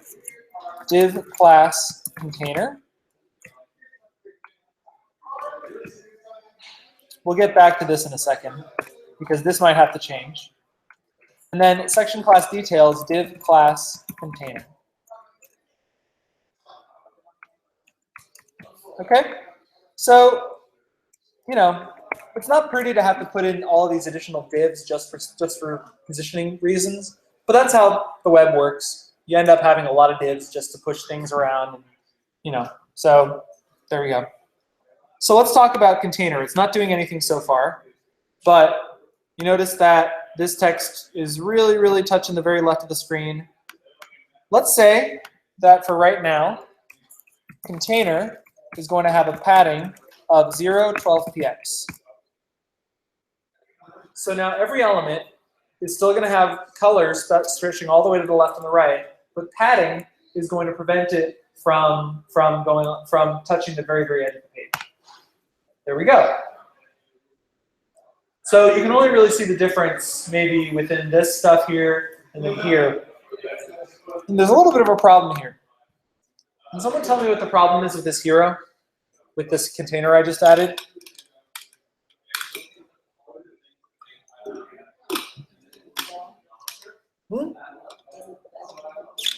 Yeah, well, what specifically doesn't fill the entire space anymore?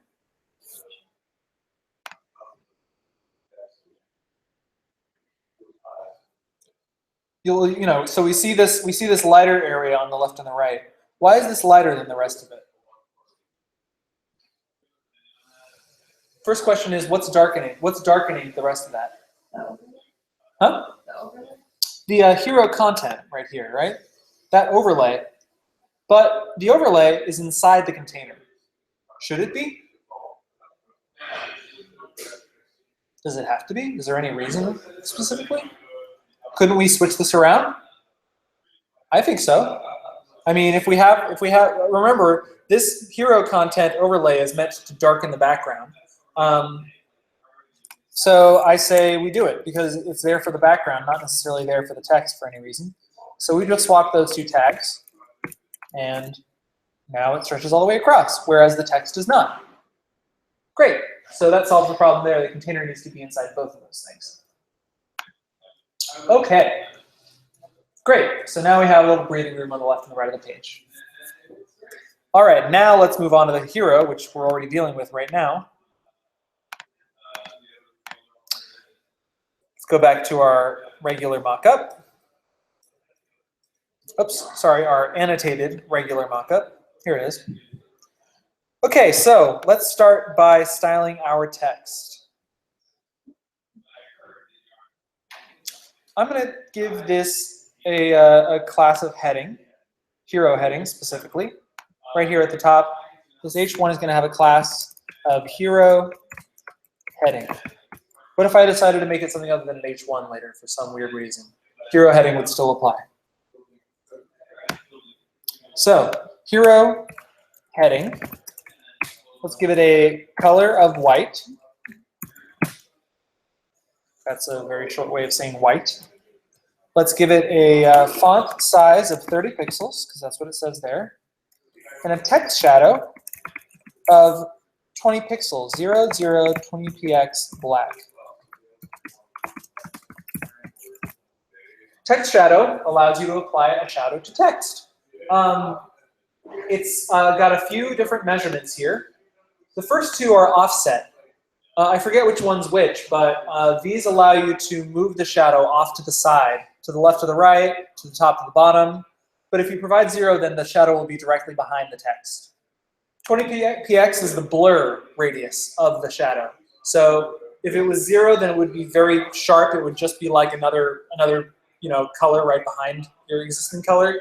But 20px says that it's going to blur to a radius of 20 pixels, and then black is the color. We can actually say 0, 0 instead. And there we go. That shadow is pretty important. Without it, I don't know, it's a little harder to read. So it's a nice effect. Okay. Next up, it looks like it's centered. In fact, everything inside this hero is centered, so we probably just say hero is going to be text align center. Okay. Another thing worth noting is that this text is not bold. Achieve synergy with, but crowdsourced blah blah blah is, right? So that's a problem though, because headings by default are bold. So we probably want to unbold just the first 3 words, but not these. So this is a case in which you might think about what sort of elements you want to use for emphasizing these 3 words, crowdsourced webinar solutions. You could start with a div. You could just say div class important. But if it's important, there are 2 elements that talk about important. One of them is strong, for strong importance, and one of them is M for emphasis. So you could use one or the other, it really doesn't matter. The only benefit you get from one or the other is that by default, strong gives you bold text, whereas M gives you italic text. So we might as well just go with strong, right? Because that's going to help us out. Again, we don't like to depend on elements for their stylistic purposes, but since we have a choice between 2 things that essentially mean the same thing, we might as well choose one that brings us a little bit closer to our goal. So we're going to say strong crowdsourced webinar solutions.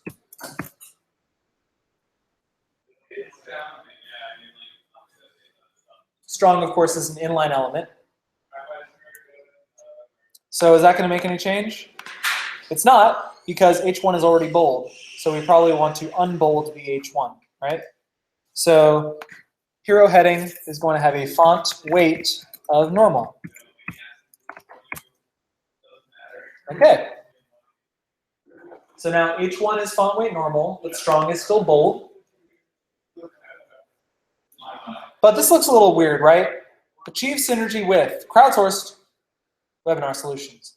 We probably want to specify where the line break is in this case, because I don't know. Otherwise, this reads a little strangely to me. So, how do we talk about a line break? Well, some people think, oh well, I can just say this, right? This is a line break tag. This is a BR tag. I would recommend barely ever using this. I would not recommend using it for stylistic purposes. And this is a stylistic purpose, just putting something on a new line just because we feel like it. What I would do instead, if you really need to do something like that, is think about which elements you can use to put stuff on a new line. Strong, for example, unfortunately, is an inline element. Well, not unfortunately. It's an inline element, which means that if you simply surround some text with it, it's not going to break onto its own line. But you can break those rules. You can just say that the strong inside heading is going to be display block. And display block will make it stretch across the entire page, essentially giving it its own line. Ta-da! So without any additional markup, I used strong to make it bold and also drop it onto its own line.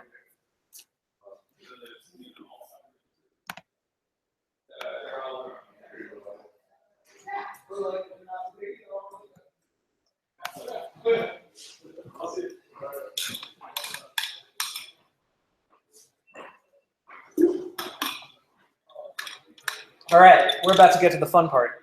The button, sign up now, which you can barely even see now. It's right here. Let's fix this. Sign up now.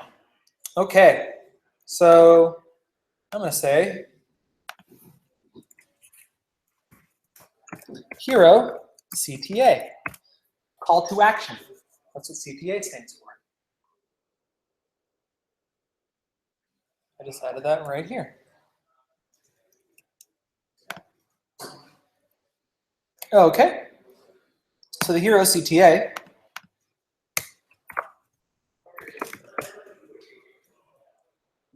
call to action is going to have a lot of stuff applied to it. Look at this. Gradient, 30 pixel font, white, 10 pixel border radius, 50 pixel black border, 50% white black bevel, 20 pixels on the left, 10 pixels on the top. That's a lot of styling. This is going to go on forever. And once we're done with this, we'll do everything else until we'll work on everything else next week. Okay, so first things first, the CTA currently is an A. This A, it probably needs to be, I always forget, does it need to be a block element? Is there any reason for it? Because you can apply padding. I'll think about it. Let's start with the basics. First of all, it needs to have a background color. The background color actually is not a URL. It's not an RGBA. It's not a regular hex color. It's a gradient. So it's going to look like this: background, linear gradient. The gradient, if you're not familiar with the terminology, is the blending of one color into another gradually, right? So a linear gradient specifies two or more colors and essentially the direction in which those colors go. So this is going to go from top to bottom. So we literally say to bottom, and then it's going to be a gradient of 77A2B5 to 005275. So in other words, it's going to be from teal to 005275, which I think is being used somewhere right here in this header. What header color is this? You know, I shouldn't have said teal for this. This is more of a sky blue, isn't it? This is more of the teal color. That was a mistake on my part. I don't know. I could just replace this teal with well, you could do this if you want to. You can say find and replace teal with, I'm going to say, sky blue, and just do that. And then the actual teal is going to be 005275. Now I can find this right here and do that. So, you know, if you're using Sublime Text or whatever, you can go to the Find menu, Replace, and just type in the old one and do a new one, and then replace all. So that's one thing. Anyway, okay, so now I've got teal. I'm going to say that this goes from sky blue to teal. Make sure you got that semicolon at the end. All right, it's a little more visible. Sign up now. Let's change its color to white. So color is going to be white. Now I've used FFF in two places, and so if I really wanted to, I could turn this into a variable. It would save me from saying FFF in some places, FFFFF in other places, white in other places. I might as well just have one designation of white everywhere. So I'm going to say white is FFF.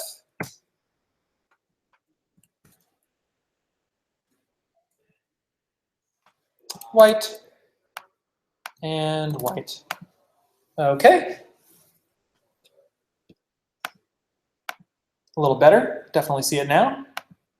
Sign up now. 30 pixel font. Font size is 30 pixels. Okay, even better. And then let's apply some padding to it. Padding on the left is 20 pixels and padding on the top is 10 pixels. So we'll say padding is 10px, 20px. That's 10 on the top and the bottom, 20 on the left and the right.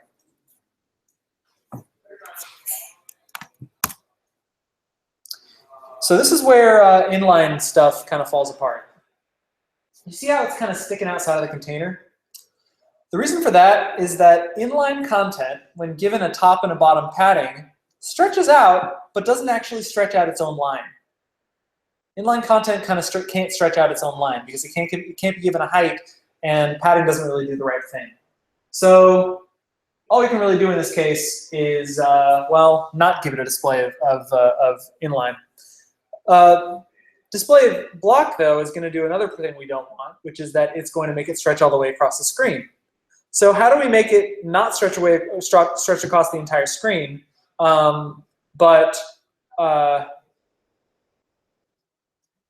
actually, how do we do that? Hold on a second. Yeah. Yeah, so again, display, what? Display an inline block? Yes, that would be fine, I think. Yes, yes. Display of inline block would work in this case. I don't like using display of inline block in many cases because white space still applies to inline block elements. So if you had two things that were next to each other, there would be this inexplicable, unavoidable space between the two, unless you have the two elements literally in the HTML right next to each other without any line breaks, which is a little icky. But yeah, in this case, display inline block will solve it. There's also, if you don't want that problem of the weird white space between elements, you could do display table of all things, which is kind of strange. But display table acts like display block, but it doesn't stretch across the entire screen. So you can still give it height, still give it width, and it acts more like a table for some weird reason. But that is a little bit hacky. So yeah, display inline block in this case is fine. Or how about inline table? Ooh. Okay. Cool. Next up, let's give it a border radius of 10 pixels. That's what it says. Border radius gives it rounded corners. Okay, it's kind of hard to see that it's got rounded corners. Next thing is that it's got a 50% black border. Okay, so border is going to be 1 pixel. We didn't specify that, but it is. Solid, RGBA,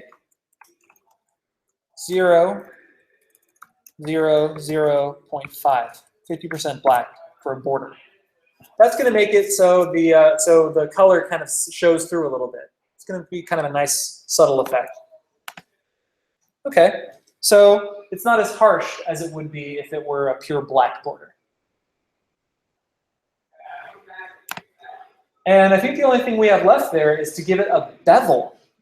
Now a bevel is what makes it pop out a little bit. You see how there's a little bit of like highlighting on the top and shadow on the bottom? That bevel is something that doesn't exist in CSS. You could do it in Photoshop where you say bevel and emboss, and you can like push something out a little bit and make it a little bit more round looking. But with CSS, the only thing you can really do is apply inset box shadow. So every element on the page can have a shadow. It can have a text shadow, and then the box around it can also have a shadow. In this case, if we apply inset shadow, we can apply as many shadows as we want with as many colors as we want. So we can have one inset shadow in the upper left and one inset shadow in the lower right. So it's going to look like this. Box shadow is going to be 1px, 1px, I think 1px, which is going to be the blur radius, so it's going to be very, very slightly blurry. And then we're going to say white. Oh, I'm sorry, not white, but RGBA 255, 255, 255.5, because it's going to be 50% white. And then, comma, I can put this on its own line if I want. Negative 1px, negative 1px, so it's going to be up 1 and to the left 1. 1px blur radius, RGBA 0, 0, 0.5. So this is a box shadow of two things. You can apply as many box shadows as you want. People have done some really crazy effects with box shadows only, where you can have like 100 box shadows for a single element, and all of a sudden it looks like 101 elements, right? That's silly, but it actually works.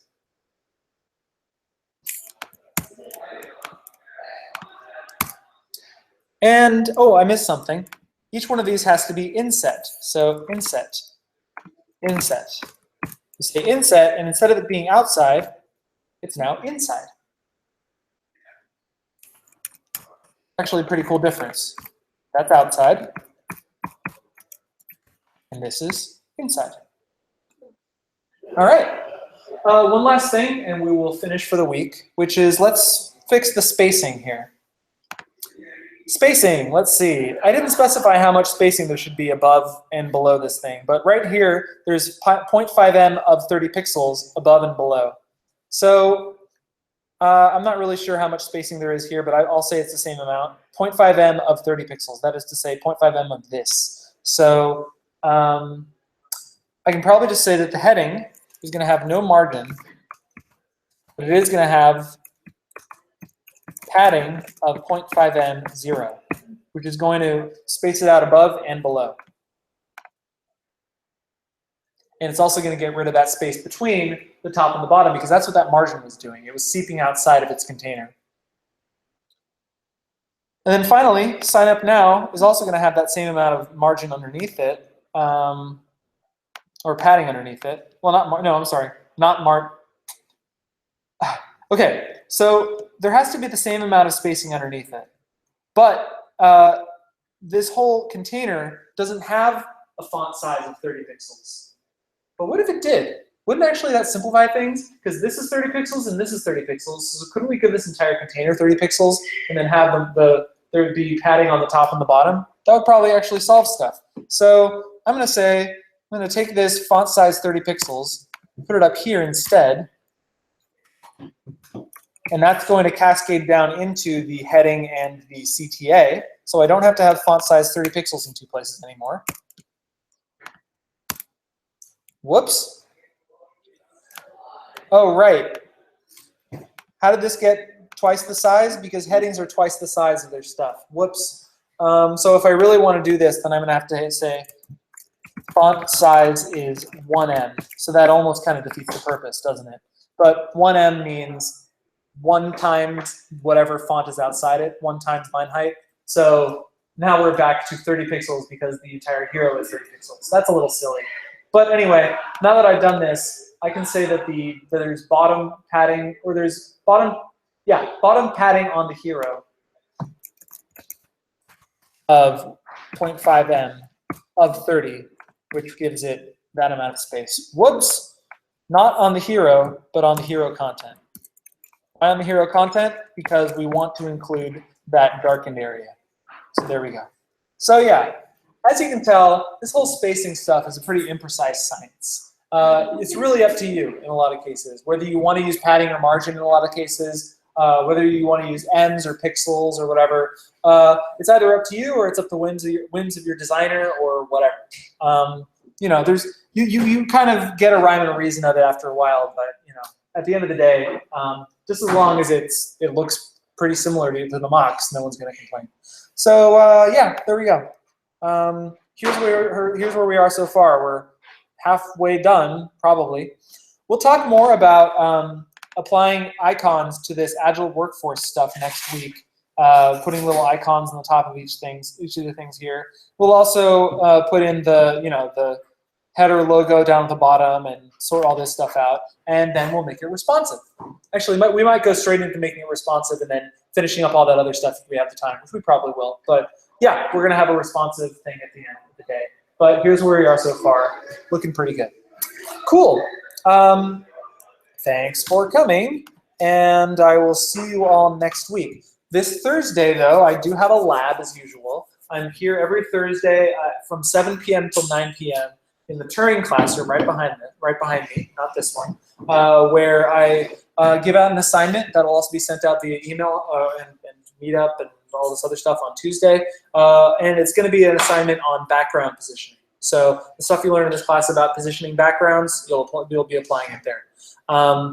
Yeah, and that will also help with next week's stuff. So I'm here on Thursday from 7 to 9, and then I'll be here again next week this same time to complete this thing. So I think that's it. Any questions online? No questions online. Any questions in real life? Not really? Yes. As far as the bevels on the bottom, right?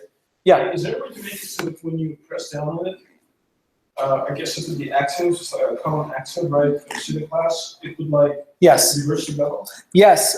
If you do this, if you say, active, or A:active specifically, and then you apply another box shadow that takes away that inset, that'll do it. So let's do it. Why not? Box shadow. Let's get rid of inset. Get rid of inset there, and see it work. Yep. Check it out. Looks pretty cool, doesn't it? So yeah. :active, that's a pseudo class that you can apply to any element, and it makes it work like so. Okay. Yep. Good stuff. All right. So we're. Active as opposed to :hover. That's right. :hover makes it so when you hover your mouse over it, it works. But active means that you're clicking on it. Yeah. Yeah. Cool. All righty. See you guys next week. Okay.